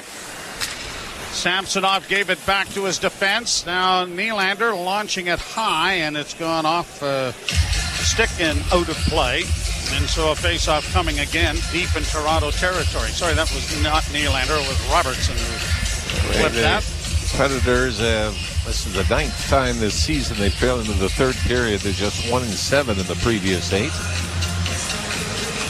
Well, they did battle back from a couple of one-goal deficits in Nashville to go on to beat the Leafs in extra time. And Nicky Robertson is on the line here with Matthews and Nylander. As it's played down into the zone. Matthew Nyes has been out lately, yes. So I don't think it's maybe injury related. Yep. Here's Matthews working in over the line. Drops for Robertson. His shot is swallowed up, though, by Lankinen and held. Just kind of looked. I saw it. I was sure I saw Nylander, and then wait a minute. What's Robertson flipping the puck into the stands for? Well, my apologies. Well, it might have been an early line change, as Robertson is going to stay out now with his regular mates, Kelly Yarncroc and Max Domi. And again, we talk about Max Domi moving to center, but again, Yarncroc's going to take the draw. And wasn't done correctly. They'll attempt to do it over again. Has Yarncroc been banished? Yes, he has. So Domi will move in. And Max gets the puck to the far boards, but it is controlled there by Lauzon, and he's going to get it out at center, forcing Connor Timmins for the Leafs back into his own zone. Played off the boards then by Lajoie. Breaking in on the left wing is Yarncroc. He holds into the corner, spins it around back to the net to the far corner to Domi. Domi getting it into the slot. Gregor will play it around back of the net. Leafs in the midst of a line change, and the Predators get it out at center. Glass in across the line with a shot, and that went off the mark, wide of the net. Played to the blue line and out at center ice. Gregor trying to muscle his way. Domi couldn't help him out. Brought right back in by Carriere, and then stolen back by Domi. Domi a bank pass, and I think he was really hoping that Gregor would just carry on, but he pulled up at the blue line hoping to stay onside. Anyway, it didn't work. for all of that explanation, suffice to say it didn't work. And we're going to get an icing charge. I try to be descriptive. Eh? I like to let the listener try to be part of the game and understand what's going on. But then when things don't work out, there's really no sense in just carrying on. Yeah, at the end of the day, it is what it is. See how easily you could have just... Yeah, I think the term is shut up. No, those are two of my least favorite expressions in the world. Nevertheless, could be one of my favorites. It is what it is. Oh, yeah. I think W.C. Fields came up with that one. That's the officially got nothing more. Brought to the line and in by Nashville. Spun off the puck was Yossi, but he regains it. Played it in front of the Leaf goal. And McCabe was there to break up the rush. And now David Camp will send it deep into Nashville territory and get a change of players going. Almost. And McCabe was there to break up the rush. And now David Camp will send it deep into Nashville territory and get a change of players going. Almost to the midpoint of the period, 10-15. And the Leafs with a 2-0 lead. Nice move here by Forsberg in on the right side. And a tippy-toe save made there by Samsonov off Forsberg. Forsberg with it on the far boards. Had it go off the skate of Bertuzzi, and it's back at center ice. Forsberg in again. Forsberg down the right wing boards. A stick goes into the corner. Another shot stopped by Samsonov. Into the far boards then for Brody, who will get it ahead, and Bertuzzi gets it out, but then a Tavares pass was intercepted. Back comes Ryan O'Reilly with a shot on the backhand. Shoulder save made by Samsonov. Ryan O'Reilly back at the goal. Trying to work out in front, he did, and the pass went wide. Best pressure that the Nashville Predators have had in a while. Tavares can't make a pass. Still free on the boards for O'Reilly. Back to the point it comes. Barry to the near side for Shen. His shot is just off the mark wide. Bertuzzi on for a while, was a little late getting to the far side. And again, Tavares having difficulties finding somebody and making a pass. It's in the far corner. Now back of the net, it goes to Marner. He has time, but decides to steer it back for Morgan Riley, who's going to skate it out. Marner heading to the bench, brought on by Nyes across the line. He is double teamed in along the near boards, and Glass will get the puck out into the Toronto zone. Two defensemen hustling after it, but Both of them leaving the slot, but it is Lies who got back there to make sure nothing would happen, and he carries to center and plays it down into Nashville territory. Nyes along the end boards, unable to get to it. Matthews crashes down the boards. Stick gets snapped in half there off Trennan, and no call, and the puck goes back into the Leaf zone. Around back of the net. Well, I don't know how that wasn't a penalty, to be honest with you. Chipped along the boards. Yakov Trennan got the stick up on Matthews, and his size, and I guess whatever, just snapped the stick in half. Kept in at the blue line by McKay, but he loses it. And now here's a chance for Nashville, but misplaying it was Parsonen. But it comes back to the point, and a shot deflected in front of the goal. Out of the net with Samsonov, but he scampers back. Boy, he overplayed that. But he got fortunate when it came to the near side, no one was there. Now here the Predators in again, and this time Samsonov is square and ready and takes it on the chest and then swallows it up.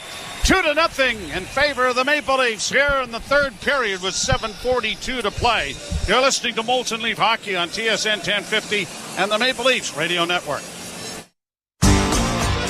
Want to be certain your reno goes right? Start with Pro Materials with CertainTeed Drywall. In fire-resistant, water-resistant, super durable, or soundproof and top-quality insulation. Ceiling systems, premium shingles, and siding. Do it right with professional-grade building materials from CertainTeed. Pro all the way. Alpine News Network is here live with one of our superheroes. People often ask me how fast I am. Oh, 1 sec. I just went to Bali and back. I'm also fast when it comes to helping people. Like when I helped Bill. His company vehicles were being serviced, and I was able to help him with a business loan. He got the transport trucks they needed, and I got to honk the horn. All of them. Own your home? Need a loan? Alpine Credits can help. Alpine Credits, where homeowners get approved. Just for license 12616. You've heard that sound before. A basketball going off the backboard and in. A bank shot. Well, that's actually the sound of a fan winning a Raptors jersey. That's the sound of a fan getting a signed Raptors basketball.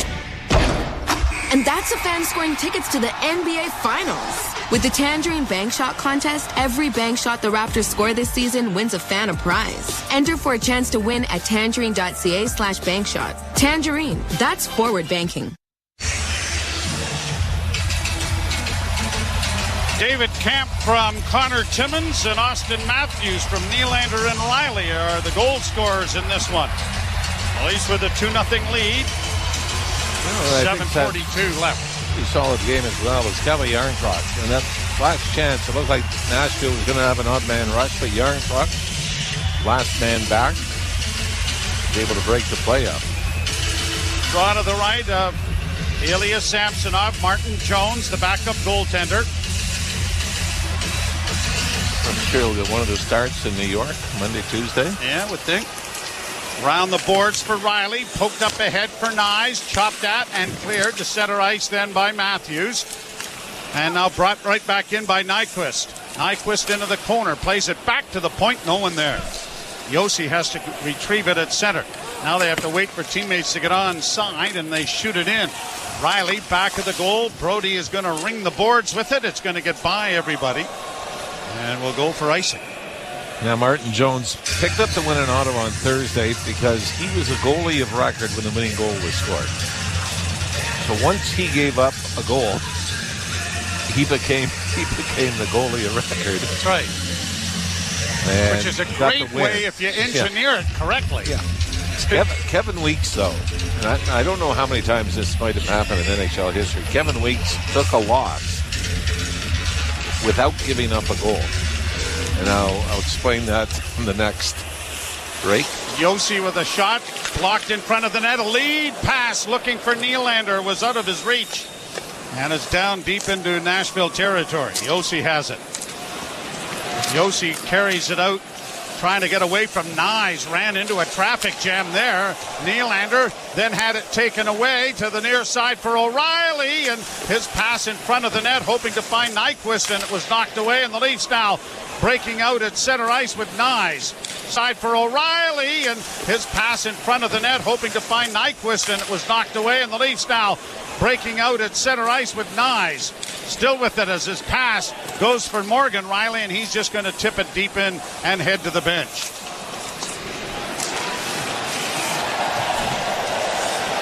Benoit playing it out at center and across the line in for Tavares, and the shot was blocked away by Lankinen.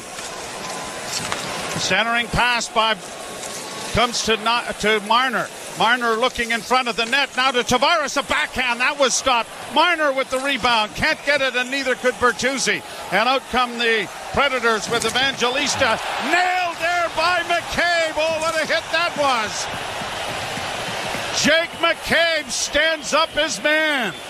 Marner backhands it out at center. And he's going to have to fight for it. And he throws a couple of right hands. Sherwood jumps him.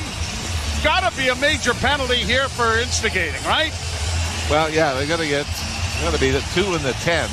And Jake McCabe is sitting there going to the linesman, what am I supposed to do? But you've got to believe, and we've seen the Leafs get nailed on this. We saw in the first game of the season, Arbor Jacki got 2, 5, and 10 for instigating the fight with Ryan O'Reilly. Now this is ridiculous. Anyway, no consistency in the call. You're listening to Molson Leaf Hockey on TSN 1050 and the Make Believe Radio Network. Hey, this is Conan O'Brien. Check out my channel, Conan O'Brien Radio, on Sirius XM 104. You'll find my delightful Conan O'Brien Needs a Friend podcast, highlights from my late night shows, showcasing some of the most absurd and hilarious moments from my decades on television. Come on, everyone, settle down. This is a serious TV show. Plus, dive deep into 28 years of late night memories and behind the scenes with Inside Conan. Conan O'Brien Radio, only on Sirius XM Channel 104. Or listen with the Sirius XM app. 24/7 Hockey Talk. One of the greatest goaltenders of all time. Patrick Waugh, when you put your hands up, did you know at that moment that you were done? No, I did not. Unfortunately, it happened. Just gave me a chance to have a fresh start somewhere else and be traded to Colorado was a good opportunity. Sometimes you need that little, change, and it was welcome for me. Sirius XM, NHL Network Radio. Sirius XM 91. And on your schedule with the Sirius XM app. The Point with Boomer Gordon. 18 months ago, I had New Flyers head coach John Tortorella. And I asked him what he was worried about the club, and he said, I don't like the room. We have a bad room. And I'm like, you haven't even coached this team yet. A year and a half later, John Tortorella loves his room. He loves this team, and he loves that they compete every night. Point with Boomer Gordon. 1 p.m. Eastern on NHL Network Radio. Sirius XM 91 and the Sirius XM app. The biggest names in the game. Trying to get behind Ristolainen, walks in, put it between his legs, shoots it, score! NHL play-by-play on Sirius XM. Here's where you really scratch your head about the NHL officiating, and you talked about Mark Giordano. Yeah, and Arbor Jacki in the very first game of the season. You know exactly why the fight occurred. It was retaliation for a clean hit. And when Giordano got it, you just said, look, that's what the rule is. You know why he fought, and it was after a hit. But when you lack consistency around the league on those calls. And instead of a power play, the Leafs at even strength as Camp works it around back of the net into the near corner. Ryan Reeves might want to take out there. If somebody would like to have a tangle, I'm sure he would oblige. Yeah, he should just grab somebody. Yeah, apparently that's how things are working out. He plays it down into the corner now for Gregor. Back to Reeves on the near half boards. Back to Gregor. All of this going on in the near corner. Still free. Reeves steps out with it and then didn't get a shot away. Near side, a shot taken by Lajoie, and that went just wide. Leafs try to pinch to keep it in. Matthews over the boards to play it in a little deeper. And now here are the Leafs starting away, or at least the Nashville Predators starting away in over the line on the right wing side. And a shot taken by Tomasino went off a leg and went wide. Comes back to the point, kept alive by Carrier. Into the corner and now back along the near half boards. Spinning is Yossi. Yossi getting it back to the point. Pass to the near side. Broken up by the Leafs, and then it rolled to the side of the net. I don't even think Samsonov saw it and hit the side of the goal right at the goal post. Off the boards, kept in now by Nashville, and they lose it. Nylander's got a breakaway with Nyes, and the pass went to Nyes, and he is tripped up into the end boards, and a penalty now will come to the Nashville Predators. And Ryan McDonough is going to get the penalty. There are good penalties and there are bad ones. This is a spectacular one by Ryan McDonough, because if he does not latch on to Matthew Nyes, it's 3-0 Toronto. As Willie Nylander did the right thing, right-handed shot, the right wing side, held it long enough that Lankinen had to respect the shot. But as he threw it over to Matthew Nyes, that's when the hook was administered by Ryan McDonough. 15:38, fifth power play of the game for Toronto, who can ice the game here with a power play goal. Brought to you by your Ontario Subaru dealers. Tavares wins the faceoff. Nylander didn't keep it in. He was trying to, but he ended up having to kind of over stick handle it a little bit right at the blue line.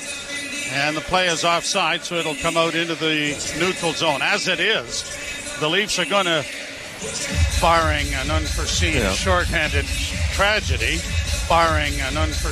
shorthanded tragedy, kill off 2 minutes of the 4:18 left to play in this period and the third period.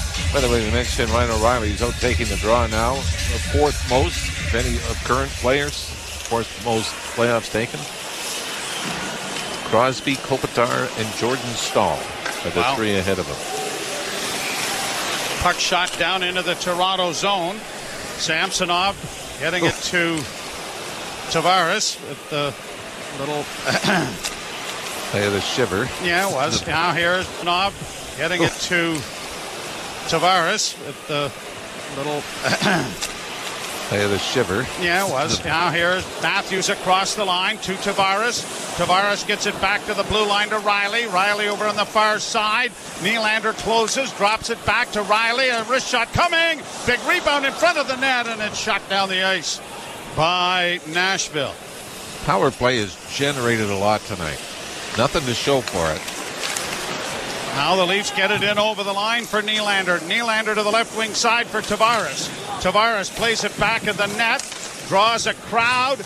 Puck comes up on the wing. Riley can't stand in. Playing the score there. Sissons gets it back in across the line. That's a turnover. Tavares turns it back up ice for Nylander. Nylander's got Matthews closing in. Scores! How do you do?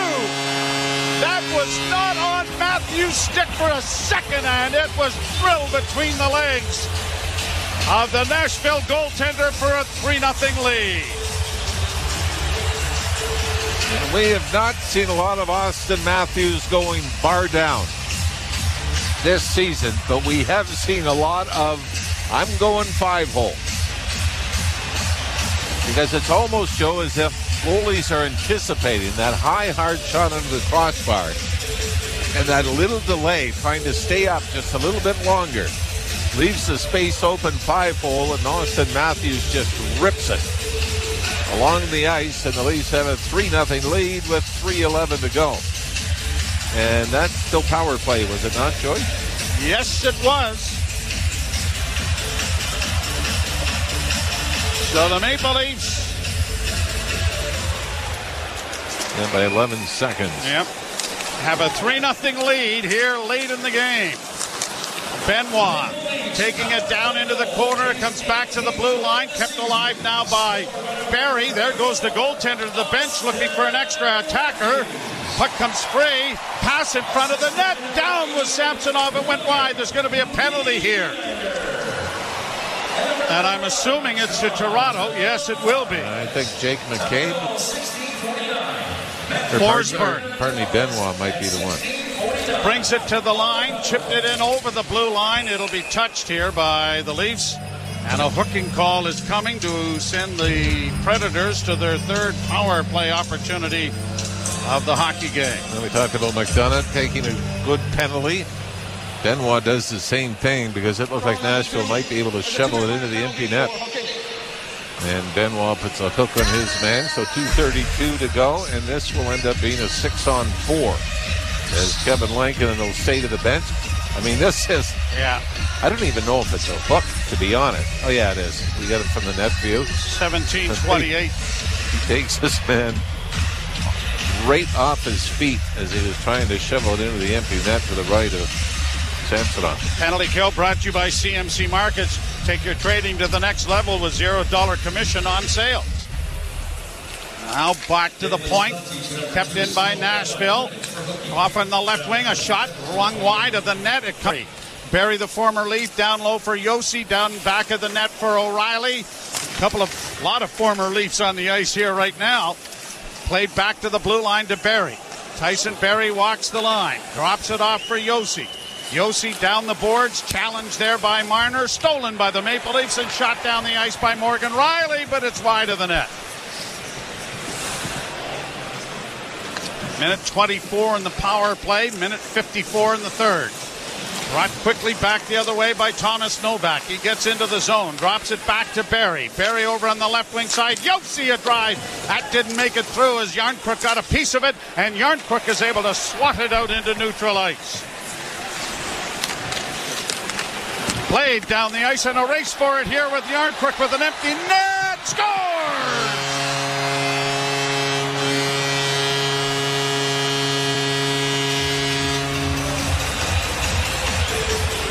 Will be a shorthanded goal for Noah Gregor. And am I wrong? He rips this. Yeah, well, I was wrong. I thought it was Yarncrook. So it was Yarncrook made the play along the boards to get it loose. Yeah, it is Gregor. Yeah, you're right. Yeah, so Yarncrook is the one that makes the play. And we've been talking about how good he's been all game. By the way, a little earlier, Novak rang it off the outside of the post on Samsonov. Lankinen will go back in. Still 59 seconds left in the Nashville power play, but Leafs now up 4-0 with $1.50 to go here in the third period. Second shorthanded goal of the season for the Maple Leafs. Noah Gregor is going to get it from Yarncrook. But Yarncrook makes a fantastic play to get it loose. And John Tavares picks up an assist on the Matthews goal, so he is 2 shy of 1,000 points. Brought by Tomasino in over the line. One little bit of business to finish off here for the Maple Leafs, who lead 4-0. Back to the point it comes. Pass on into the left wing corner. Centering feed went off a skate, and it's going to come all the way back out at center ice. Noah Gregor with his 4th goal of the season. Here the Nashville Predators getting it back in. A shot goes wide of the Leaf goal. Down into the corner for Tomasino. The Nashville Predators getting it back in. A shot goes wide of the Leaf goal. Down into the corner for Tomasino. Coming in front of the net off a stick. And out of the penalty box is Benoit to play it ahead. Racing after it is the Leafs forward and unable to get to it. Robertson trying to get in, but cleared away then by Lankinen. 13 seconds left. The Leafs intercept and flip it out at center. Ilya Samsonov in line for his 11th career shutout. And it will tick down and the horn will go.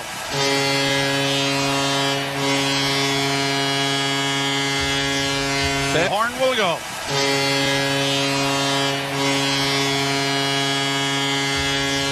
Samsonov obviously perfect on this night. But I thought the Leafs defensively, this might have been, I think easily their best game defensively all year. Just 18 shots against. And it was really a game, even though we had a scoreless first period, it was really a game that the Leafs controlled start to finish. And we mentioned that maybe the last time that we saw this was when the Leafs beat Vancouver here on a Saturday night 5-2. But from a Leafs standpoint, I don't think you could go through any of the 4 lines and say you expected more, or any of the 3 defense pairs and said they had an off night. I thought everybody contributed equally, and when it came down to it, David Kampf ends up with a game-winning goal, scoring it late in the second period. Austin Matthews as a pair, and Noah Gregor is to me a very subtle favorite.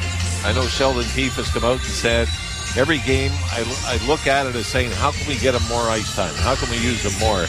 And Noah Gregor proved why. Sheldon Keefe feels that way about him. Well, you want them to come in and shut things down in the third period. You got a control of the game. They did that. They iced it away with a couple of goals. The power play looked really good all game long and was not rewarded until the end. Yep. But that turns out to be a very important goal. Yeah, and the other thing is, too, Joe, you got a 2-0 lead into the third period, and you're expecting the push from Nashville. But what do? You outshoot them 14-6 in the third period. And as I say, the best way to protect the lead is to keep it at the other end of the ice. And very solid game for the Leafs. And as we mentioned, even though Nashville missed the playoffs last year, they came in on a bit of a heater to play the Leafs 9-2 in their last 11 games coming in. And the Leafs were full marks for a 4-0 win. Well, I've never really wished for someone to get a couple of points more than I am Monday night when the Leafs are on Long Island and John Tavares is too short of 1,000 points. It would be very fitting, I think. You know what I think would be even better? He left the game with 1,005 points. Have a complete blowout, have a 5 or 6 point night. We'll see if the fans still remember that John Tavares left Long Island. Should be interesting. At any rate, we will have that action for you beginning at 7 o'clock on Monday night. Hope you will join us then. Jim Taddy and Frankie Corrado coming by with the postgame show. A 4-0 Toronto whitewashing of the Nashville Predators. You're listening to Molson Leaf Hockey on TSN 1050 and the Maple Leafs Radio Network. The Columbus Crew have won the 2023 MLS Cup Final, and you heard it right here on Sirius XM FC. There's the whistle. Columbus holds on for their third MLS title. And while the MLS season may be over, the action continues with live coverage from the English Premier League. Haaland scores the hat-trick! It's all soccer, all the time on Sirius XM FC 157 and streaming on the Sirius XM app. The best player analysts and insiders live on NHL Network Radio. Mike Johnson. 5-on-5 defensive game for Tampa is getting to the point, Gord, where it is a concern. And it's not just because Vasilevsky hasn't played the entire season. They're giving up almost 4 goals a game. No matter how good your offense is, that's not going to be able to be sustainable. Get the latest opinion and analysis you need on the home of hockey, NHL Network Radio, Sirius XM 91, and the Sirius XM app. The Power Play with Steve Koulias. It's between the Ken Hitchcock dots. And the Sens are too loosey-goosey there. They talk the talk, but they don't walk the walk. Ottawa's not like that. And until that part really improves, I don't believe they'll be a playoff team. They'll wow you. They'll wow the fans. They'll win or lose 5-4. But right now, they're middling right now. They're a middling hockey club. The Power Play, weekdays 3 p.m. Eastern on NHL Network Radio, Sirius XM 91, and the Sirius XM app. 24/7 hockey talk. One of the greatest goaltenders of all time, Patrick Waugh. When you put your hands up, did you know at that moment that you were done? No, I did not. Unfortunately, it happened. Just gave me a chance to have a fresh start somewhere else and be traded to Colorado was a good opportunity. Sometimes you need that little, change, and it was welcome for me. Sirius XM, NHL Network Radio. Sirius XM 91. And on your schedule with the Sirius XM app.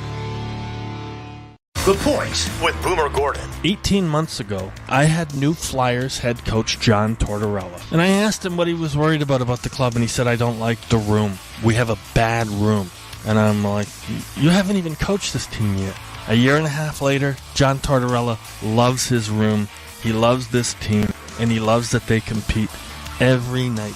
Point with Boomer Gordon. 1 p.m. Eastern on NHL Network Radio, Sirius XM 91, and the Sirius XM app. If you're a soccer fan, you know that this music means one thing. The Champions League is on Sirius XM FC. Hat-trick for Erling Haaland. Kane scores! The top teams from around Europe are battling for club soccer's holy grail. Real Madrid do what they do best. What a start for Inter! Hear all the top Champions League matches all tournament long on Sirius XM FC 157 and streaming on the Sirius XM app. Join me, Gord Stellick, and Scott Laughlin as we recap the night that was on NHL Morning Skate, weekday mornings at 7 a.m. Eastern on NHL Network Radio, Sirius XM 91. This is Leafs Game Night. 91. This is Leafs Game Night on TSN 1050 and the Leafs Radio Network. The Leafs live here. Riley can't stand in, playing the score there. Sissons gets it back in across the line. That's a turnover. Tavares turns it back up ice for Nylander. Nylander's got Matthews closing in. Scores! How do you do? That was not on Matthews' stick for a second, and it was drilled between the legs of the Nashville goaltender for a 3-0 lead. 3-0 at that point, 4-0 the final. Welcome to Leafs Game Night, the post-game show. 3-0 at that point, 4-0 the final. Welcome to Leafs Game Night, the post-game show, live from Scotiabank Arena. Jim Taddy, Frankie Corrado, and Jimmy Ralph to analyze a pretty good night for the Maple Leaf hockey team with a shutout victory. And Ralphie, I mean, you talked about defensive responsibility towards the end of that broadcast. I think there was only a small segment in the third period where the Leafs actually spent time in their own zone. Rest of the night was pretty darn good. Yeah, they controlled the game. I mean, and I'd say one of their most complete games. I think maybe the one comparison you could use is when Vancouver was in and the Leafs won that 5-2. But even at the end of the first period, there's no score, but you felt like they were in control. And I don't think you leave this game saying this line struggled or this defense pair struggled. I thought you had contributions from everyone, and you never really felt like they were giving up control. Like you said, even when you expect the push by Nashville in the third, they're down 2-0 into the third. The Leafs outshot them, 16-7 in the third period? Yeah, the ice never got tilted. It never got tilted in Nashville's direction. It was Leafs, and they did a really good job of making sure like Nashville couldn't generate much. They didn't give up much as high danger chances, and like I don't care who's in the net. If the Leafs are going to play that sound defensively, they're going to have a chance to win a lot of games playing that way. Yeah, and how many goalposts were they at both ends? It had to be 5 or 6. Yeah, Nylander hit one, and Lankinen had the Jimmy Ralph 2-pad stack going there, the windmill stack. I know. You got to bring that back. See, it forces guys to put it off the crossbar. That's right. That's exactly. I thought it went out of circulation because you registered the trademark, but I guess not. Hey, we got to get a little more consistency on the instigator. Yeah. After a fight, we saw Mark Giordano. Okay, there was a hit. He initiates a fight, and he's gone. A very first game of the year, Arbor Jacki. After Ryan Reeves hit, he gets the instigator, 2, 5, and 10. Yeah. And then you see sometimes it's not called, and yet you know exactly why the fight is going to occur. For sure. And it wasn't Jake McCabe saying, I'm going to hit somebody and then fight somebody else right after. It depends how they finesse into the fight, right? Like, so someone goes up to Jake McCabe, and if their gloves aren't off already and they didn't make a beeline for him, I feel like the referee is less inclined to call the instigator because he looks at it and sees, oh, those guys are willing to fight. Meanwhile, if you see a big hit and you make a beeline for the guy and your gloves are in the air, you'll get the instigator. But if you kind of like finesse the guy into fighting you a little bit, I don't think the referees won't call it as much, which I don't necessarily agree with. We know what the intent was. We know it's a retaliation, and you just think like it's automatic. To me, it's like throwing the puck over the glass for a delay of game. You know what? You know who's going to instigate the fight, and you know you kind of get sick of players doing it, and the Leafs have done it this year as well. Players saying, "Oh, that's a clean hit. We didn't like it. We got to atone for it," which is and they were physical tonight. It was nice to see like McCabe, Bertuzzi. I thought the Matthews-Nyes line really physical. It was good. Ralphie, thanks for hanging around. Appreciate it. Text me when you get home. Yeah. Okay. Oh, I have to text you now. Oh, I see how that works. 4-0. The Leafs win over Nashville. This is Leafs Game Night live from Scotiabank Arena on TSN 1050, the iHeartRadio app, and the Leafs Radio Network. There are many peculiar words in the English language. Words like salivigant, peregrinate, nemophilus, peripatetic, and conviviality. Yet, there is no word for getting the most out of winter in your Subaru, thanks to symmetrical full-time all-wheel drive and X-Mode. Until now. We call it unhibernate. As in, while your neighbors stay home, you'll be unhibernating all winter in your Subaru. So peregrinate to your local Subaru dealer for a holiday bonus. And welcome to Uncommon Winter Confidence.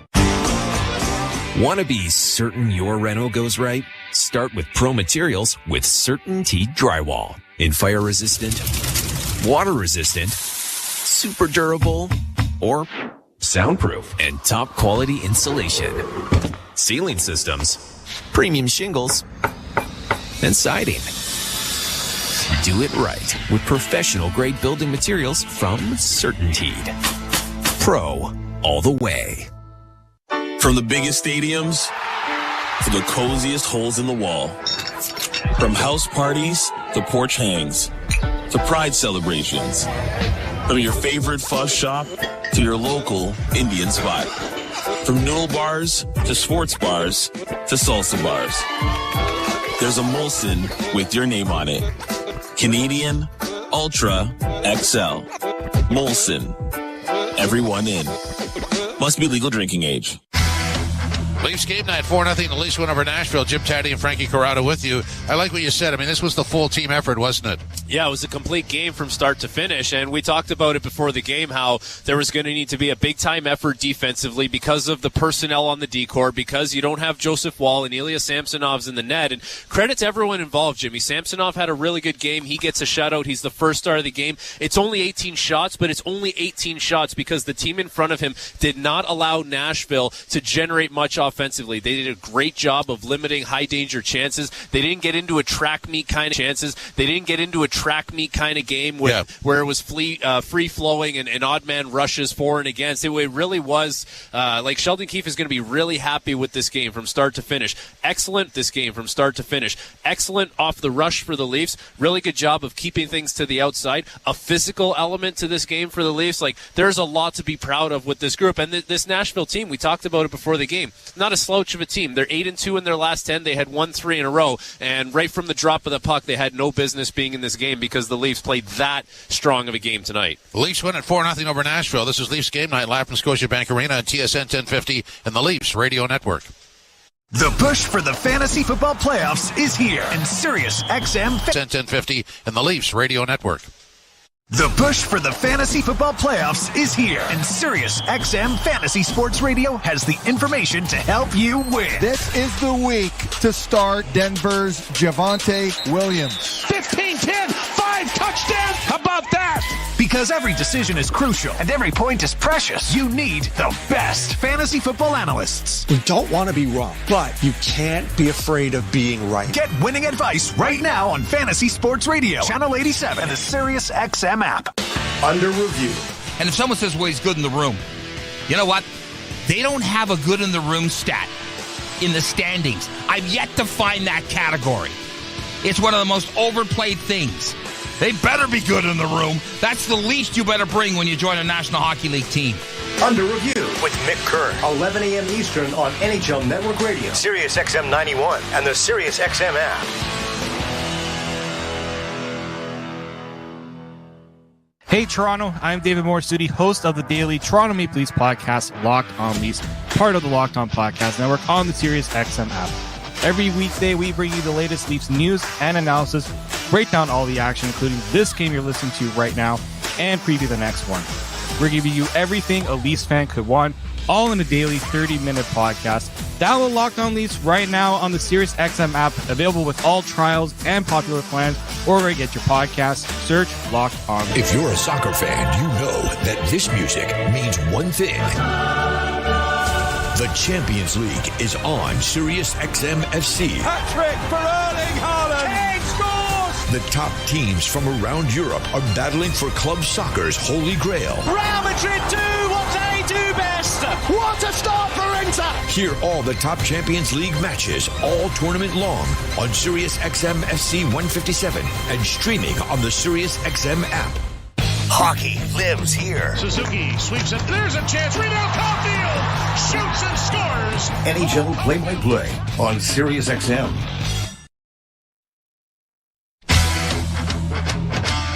Bank Arena, 4-0 over Nashville. I don't want to get repetitive, but what I liked about the Leaf game was when Nashville was giving them nothing, and that's the first half of the game, including on the power play, they didn't get frustrated. Yeah, they didn't get frustrated. They didn't try to cheat and cheat the game offensively and take chances that they don't need to take. The thing I like is so many times after a Leaf game, we come on to this post-game show and we talk about an excellent performance from one or two guys, right? And guys who really led the charge for the team. And at times, that's been the identity of the team is the star players were excellent and they outscored the opposition, and it really was a great performance by them. And you didn't really, you didn't have to talk about the other guys per se. After this game, we jump on the headset, and it's like Matthews had a good game. Nylander had a good game, but the whole team just really had a strong, complete game. And I think that's really important because the teams that seem to do well, like night in and night out, and really have the reputations for being the strongest teams around the league, they're well built and they're complete, and they play that style of game where it's pretty much the same kind of effort, the same consistency on most nights, and that's what the Leafs had tonight. That looked like the Vegas Golden Knights were in here, or the LA Kings were in here, where it was just like a suffocating game where the other team really wasn't able to generate much. Nashville didn't play in the offensive zone very often tonight. No. And then your goaltender makes the saves that he needs to make. And, quite honestly, you don't even give up that much as far as high-quality chances. So it's one of those things where the team played great. The star players factored in. Matthews gets 2 goals, and you get a nice contribution from David Kampf to open the scoring. But that's a really, really complete effort. Just looking right now, the Nashville Predators had the puck in the offensive zone for 5 minutes and 43 seconds in that game. The Leafs, 7 minutes and 15 seconds. And slot shots on net, high danger scoring chances, Nashville only had 2 all game. If I'm Sheldon Keefe, I'm circling that one. I'm putting it on the whiteboard and say, that's the standard. That's what we strive to be as far as a team defensively and away from the puck and protecting our high-quality scoring areas. Well, the good news is with 4 games over the next 7 nights, this is a great springboard opportunity here. Exactly. And, we talked about that before the game, how they haven't played a ton of hockey here recently, but they'll have a great opportunity to get in a rhythm, Jimmy. Leafs win at 4-0. This is Leafs Game Night on TSN 1050 and the Leafs Radio Network. You've been listening to NHL Play-by-Play on SiriusXM. Head over to SiriusXM NHL Network Radio, SiriusXM 91, for the best hockey talk. And in part, you can look at it, I say, in any given night, the Devils have 7 to 9 new bodies on the team in each game. And so that alone takes time, guys. And then on the back end, as good as Luke has been, you also have to add Kevin Ball into the back end. And they're replacing Ryan Graves and Damon Severson, who went on, obviously, to Columbus and Pittsburgh. But those 2 guys, that being Severson and Graves, they had 970 games of experience coming into this season that the Devils lost back there. So as a former defenseman, I don't care what anyone says. When you've got a couple of young kids on the back end, there's going to be some growing pains. The goaltending was a big surprise in the playoffs. How would you grade it all in all so far, the goaltending? Well, I think that's been probably the biggest weakness so far. And again, as a defenseman, I never like to single out the goaltending. They bailed me out so many times in my career. But the fact of the matter is we're not getting the timely save, that being the Devils, and you're not the Devils, and you're not winning. The momentum of the game is always going to be changing against your team when that volume of goals go in, and Vitek has not been the same as last year.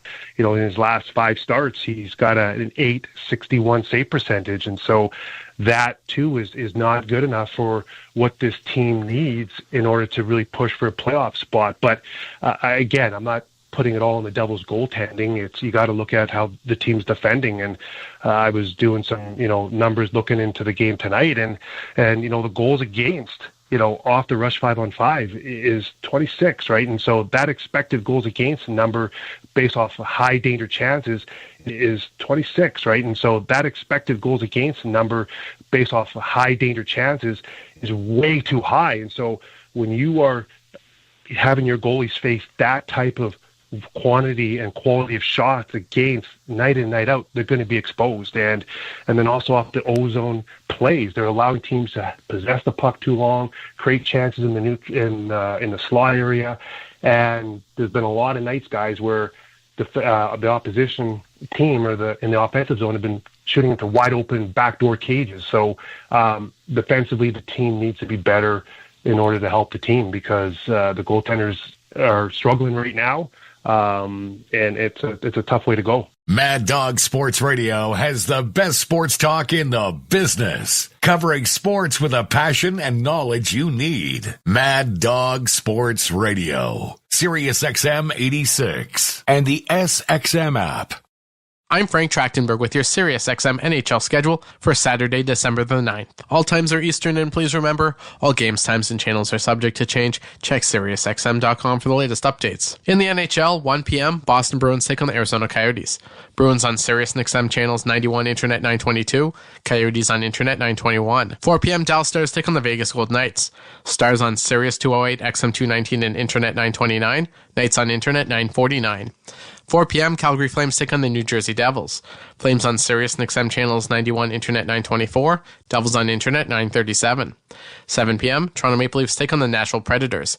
Maple Leafs on Sirius and XM channels 167, Internet 947, Predators on Internet 936. 7 p.m., Buffalo Sabres take on the Montreal Canadiens. Sabres on Sirius 208, XM 219, and Internet 923, Canadiens on Internet 935. 7 p.m., Detroit Red Wings take on the Ottawa Senators. Red Wings on Sirius 209, XM 220, and Internet 930, Senators on Internet 940. 7 p.m., Washington Capitals take on the New York Rangers. Capitals on Sirius and XM channels 91, Internet 950, Rangers on Internet 939.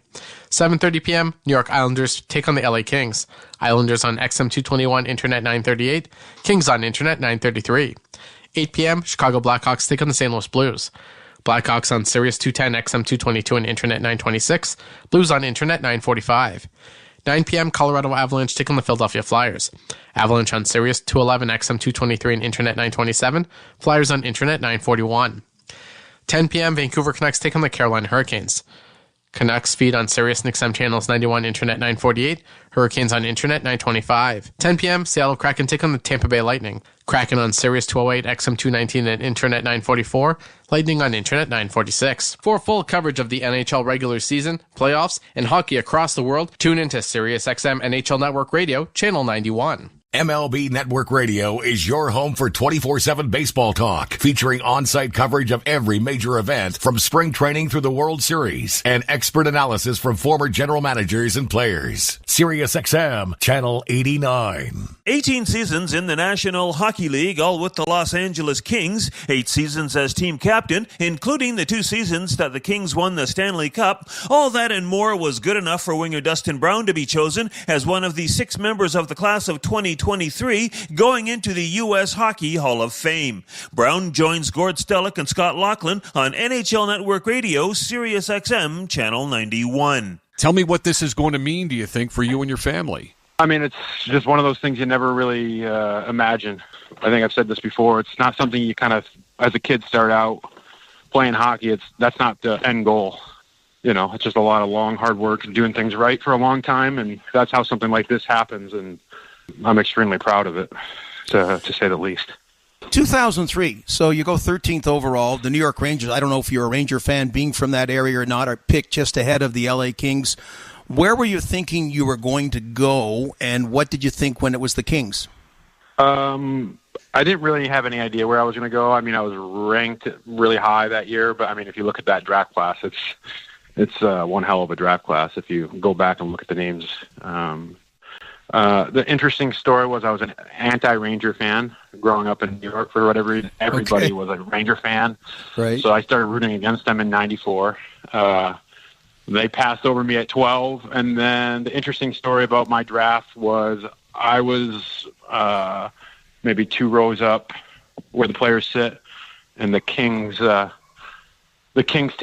table was right in front of me. And as soon as I think it was Hugh Jessman went, 12. Yeah.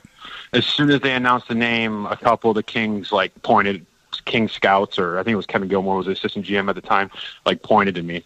And then I think they went to TV commercial or something like that. So I was just sitting there knowing for about 2 or 3 minutes, knowing I was going to get drafted, just waiting for my name to be called. So it was a kind of a unique story there.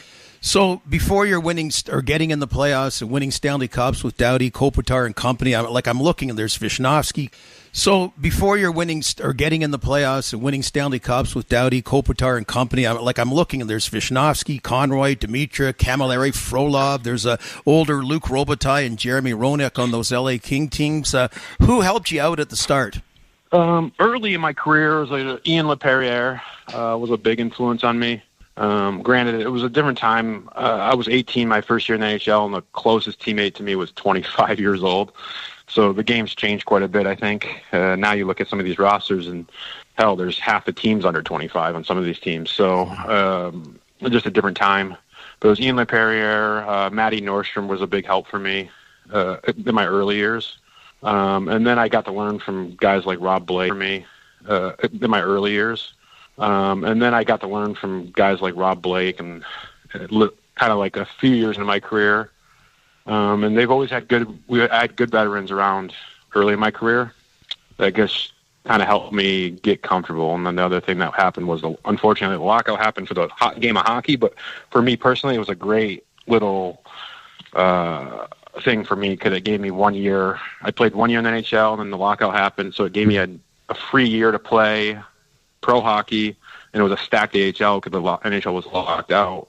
But it gave me a year to kind of like figure out the pro game without the pressure of staying in NHL, and that really helped me. On the court and off, your home for the NBA is SiriusXM. Follow all the drama as your favorite team vies for it all. SiriusXM NBA for it all. SiriusXM NBA Radio. SiriusXM 86. I'm Frank Trachtenberg with your SiriusXM NHL schedule for Saturday, December the 9th. All times are Eastern, and please remember, all games, times, and channels are subject to change. Check SiriusXM.com for the latest updates. In the NHL, 1 p.m., Boston Bruins take on the Arizona Coyotes.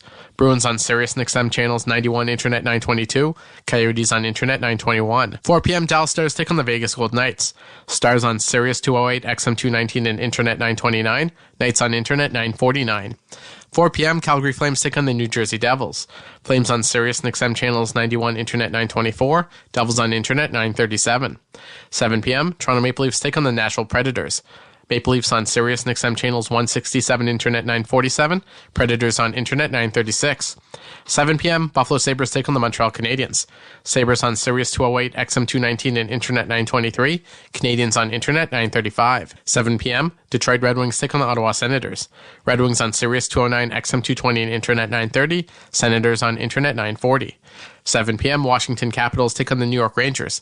Capitals on Sirius and XM channels 91, Internet 950, Rangers on Internet 939. 7:30 p.m., New York Islanders take on the LA Kings.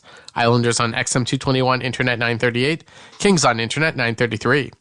8 p.m., Chicago Blackhawks take on the St. Louis Blues. Blackhawks on Sirius 210, XM 222, and Internet 926, Blues on Internet 945. 9 p.m., Colorado Avalanche take on the Philadelphia Flyers. Avalanche on Sirius 211, XM 223, and Internet 927, Flyers on Internet 941. 10 p.m., Vancouver Canucks take on the Carolina Hurricanes. Canucks feed on Sirius and XM channels 91, Internet 948, Hurricanes on Internet 925. 10 p.m., Seattle Kraken take on the Tampa Bay Lightning. Kraken on Sirius 208, XM 219, and Internet 944, Lightning on Internet 946. For full coverage of the NHL regular season, playoffs, and hockey across the world, tune into SiriusXM NHL Network Radio, Channel 91. SiriusXM NFL Radio Channel 88 brings you expert analysis from former players, coaches, and executives, plus reaction to all the latest news on the only 24/7 station dedicated to the National Football League. Coaching hockey seems to be in the blood in the Keefe family. Besides Sheldon, the head coach with the Toronto Maple Leafs, younger brother Adam is the bench boss across the Atlantic with the Belfast Giants in Northern Ireland.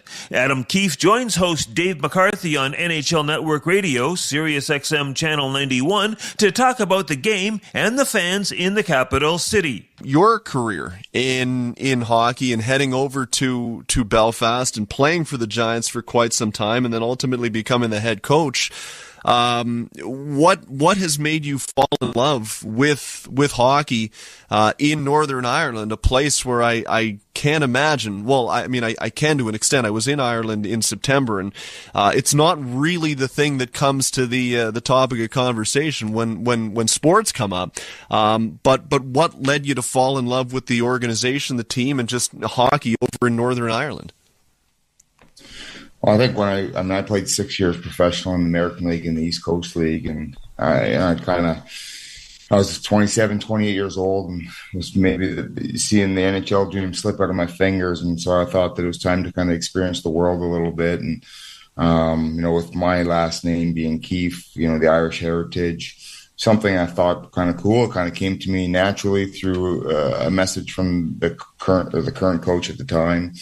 And basically asked me if I would be interested, and it came at the right time. And I was pretty ignorant about a move to Belfast, not sure where I was going. Probably it was the first time I've been outside of North America, and I played in some pretty great organizations like Manitoba Moose, Grand Rapids, San Antonio, and Toledo, all top-notch minor pro hockey teams, and I was probably expecting a lot less when I was coming over here, but pleasant to my surprise that the arena here is beautiful. It's as good as an American League arena. The fan base was great. The city was awesome. There's a real culture here of hard work and passionate people that love to support their ice hockey team, and I think that if you know anything about the troubles in Northern Ireland and kind of the separation between the Catholics and the Protestants, then this team was created to bring both sides of the community together here in Belfast, and so you could come and support one sporting team from Belfast, no matter where you came from, or and I thought that's a great message, and I wanted to be a big part of that. And, you really kind of take that on as a player and play for that city. And, I found that the fan base really rewarded me as a result of kind of, I guess, bleeding for them on the ice, and found that the fan base really rewarded me as a result of kind of, I guess, bleeding for them on the ice. And I thought it was just a great team, family culture here that is really cemented by the community here in Belfast. For me, it was just it goes from really getting to enjoy it as a player to watching the players enjoy it and watching the fans get to gloat and call themselves champions. And I think that as a coach, that was the most satisfying bit. Follow every second of the action on NHL Network Radio. From behind the bench to every play on the ice. If it's hockey, it's on SiriusXM NHL Network Radio. Every play on the ice. If it's hockey, it's on SiriusXM NHL Network Radio. SiriusXM 91. I'm Frank Trachtenberg with your SiriusXM NHL schedule for Saturday, December the 9th. All times are Eastern, and please remember, all games, times, and channels are subject to change. Check SiriusXM.com for the latest updates. In the NHL, 1 p.m., Boston Bruins take on the Arizona Coyotes. Bruins on SiriusXM channels 91, Internet 922. Coyotes on Internet 921. 4 p.m., Dallas Stars take on the Vegas Golden Knights. Stars on Sirius 208, XM 219, and Internet 929. Knights on Internet 949. 4 p.m., Calgary Flames take on the New Jersey Devils. Flames on Sirius and XM channels 91, Internet 924. Devils on Internet 937. 7 p.m., Toronto Maple Leafs. Flames on Sirius and XM channels 91, Internet 924. Devils on Internet 937. 7 p.m., Toronto Maple Leafs take on the Nashville Predators. Maple Leafs on Sirius and XM channels 167, Internet 947. Predators on Internet 936. 7 p.m., Buffalo Sabres take on the Montreal Canadiens. Sabres on Sirius 208, XM 219, and Internet 923. Canadiens on Internet 935. 7 p.m., Detroit Red Wings take on the Ottawa Senators. Red Wings on Sirius 209, XM 220, and Internet 930. Senators on Internet 940. 7 p.m., Washington Capitals take on the New York Rangers. Capitals on Sirius and XM channels 91, Internet 950. Rangers on Internet 939. 7:30 p.m., New York Islanders take on the LA Kings. Islanders on XM 221, Internet 938. Kings on Internet 933. 8 p.m., Chicago Blackhawks take on the St. Louis Blues. Blackhawks on Sirius 210, XM 222, and Internet 926. Blues on Internet 945. 9 p.m., Colorado Avalanche take on the Philadelphia Flyers. Avalanche on Sirius 211, XM 223, and Internet 927. Flyers on Internet 941. 10 p.m., Vancouver Canucks take on the Carolina Hurricanes. Canucks feed on Sirius and XM channels 91, Internet 948. Hurricanes on Internet 925. 10 p.m., Seattle Kraken take on the Tampa Bay Lightning. Kraken on Sirius 208, XM 219, and Internet 944. Lightning on Internet 946. For full coverage of the NHL regular season, playoffs, and hockey across the world, tune into Sirius XM NHL Network Radio, Channel 91. Hear it all on demand. Your favorite shows, your favorite games. Don't miss a second of your favorite SiriusXM programming on demand with the SiriusXM app. Download it now for free. We're less than a month away from the start of the inaugural season of the Professional Women's Hockey League. The new 6-team circuit sees 3 Canadian-based teams, Ottawa, Montreal, and Toronto, and 3 with homes in the U.S., Boston, New York, and Minneapolis, Minnesota. Veteran NHL executive Brian Burke is the executive director of the league, and he joins Dave McCarthy on NHL Network Radio, SiriusXM, Channel 91. So big time here for the Professional Women's Hockey League, kicking off in less than a month with the first game coming here in Toronto, New York, taking on Toronto with the old Maple Leaf Gardens, which I think is just going to be fantastic as well for a little bit of nostalgia and atmosphere. How excited are you in the month here leading up to the launch of the league? Well, it's revolutionary. It's a new concept. We finally have one league, and it's properly staffed and properly funded. I think it's given us a great chance to succeed. I think it's going to be a wild success. So we're all pumped. I mean, we're starting in Utica today. The women are going to Utica. All 6 teams are going to a jamboree, a showcase, if you will. Some of the games are open to the public, some are not. But just give the women some competition, skating against one another, and getting ready for the season. And then we start on the 1st, as you mentioned. So we can't wait to get going. We're excited. Yeah, it is. It is really a great time. I've seen the Toronto team. They're down at the Leafs practice rink getting ready. They're around all the time. So it is an exciting time. You talk to so many people throughout hockey. What's the response that you've gotten from the folks that you've talked to about the league and the potential as to where this could go? Well, I think it's revolutionary because women have never been asked to buy tickets in meaningful numbers to watch women play sports, other than the WNBA, which took a long time to get going. And women's soccer, really, the new league the last couple of years is the first example where women are being asked to buy tickets to watch women play sports.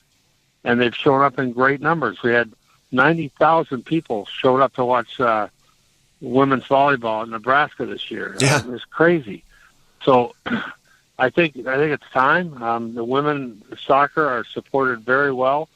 Women's soccer in England, so you see like Chelsea will play Arsenal, and it's a 40,000, 50,000 seat stadium. There'll be 16,000, 18,000 people there, but that's enough to make money. So it's been a success. It'll be a success in hockey. I think it's smart to start with 6 teams because we've got stars on every team, and the travel's concentrated. It's not too bad. So I think it's a really wise way to start, and we can't wait to get going.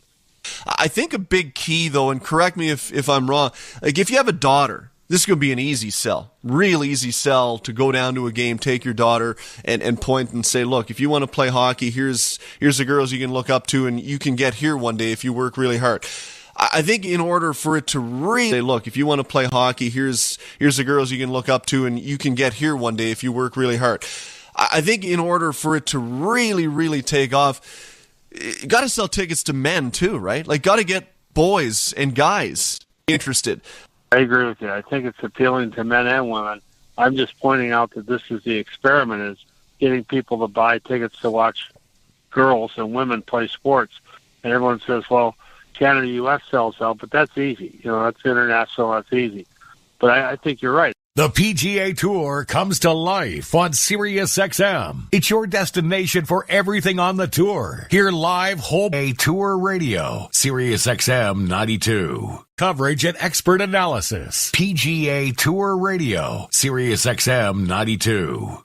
I'm Frank Trachtenberg with your SiriusXM NHL schedule for Saturday, December the 9th. All times are Eastern, and please remember, all games, times, and channels are subject to change. Check SiriusXM.com for the latest updates. In the NHL, 1 p.m., Boston Bruins take on the Arizona Coyotes. Bruins on SiriusXM channels 91, Internet 922, Coyotes on Internet 921. 4 p.m., Dallas Stars take on the Vegas Golden Knights. Stars on Sirius 208, XM 219, and Internet 929, Knights on Internet 949. 4 p.m., Calgary Flames take on the New Jersey Devils. Flames on Sirius and XM channels 91, Internet 924, Devils on Internet 937. 7 p.m., Toronto Maple Leafs take on the Nashville Predators. Maple Leafs on Sirius XM channels 91, Internet 924, Devils on Internet 937. 7 p.m., Toronto Maple Leafs take on the Nashville Predators. Maple Leafs on Sirius and XM channels 167, Internet 947, Predators on Internet 936. 7 p.m., Buffalo Sabres take on the Montreal Canadiens.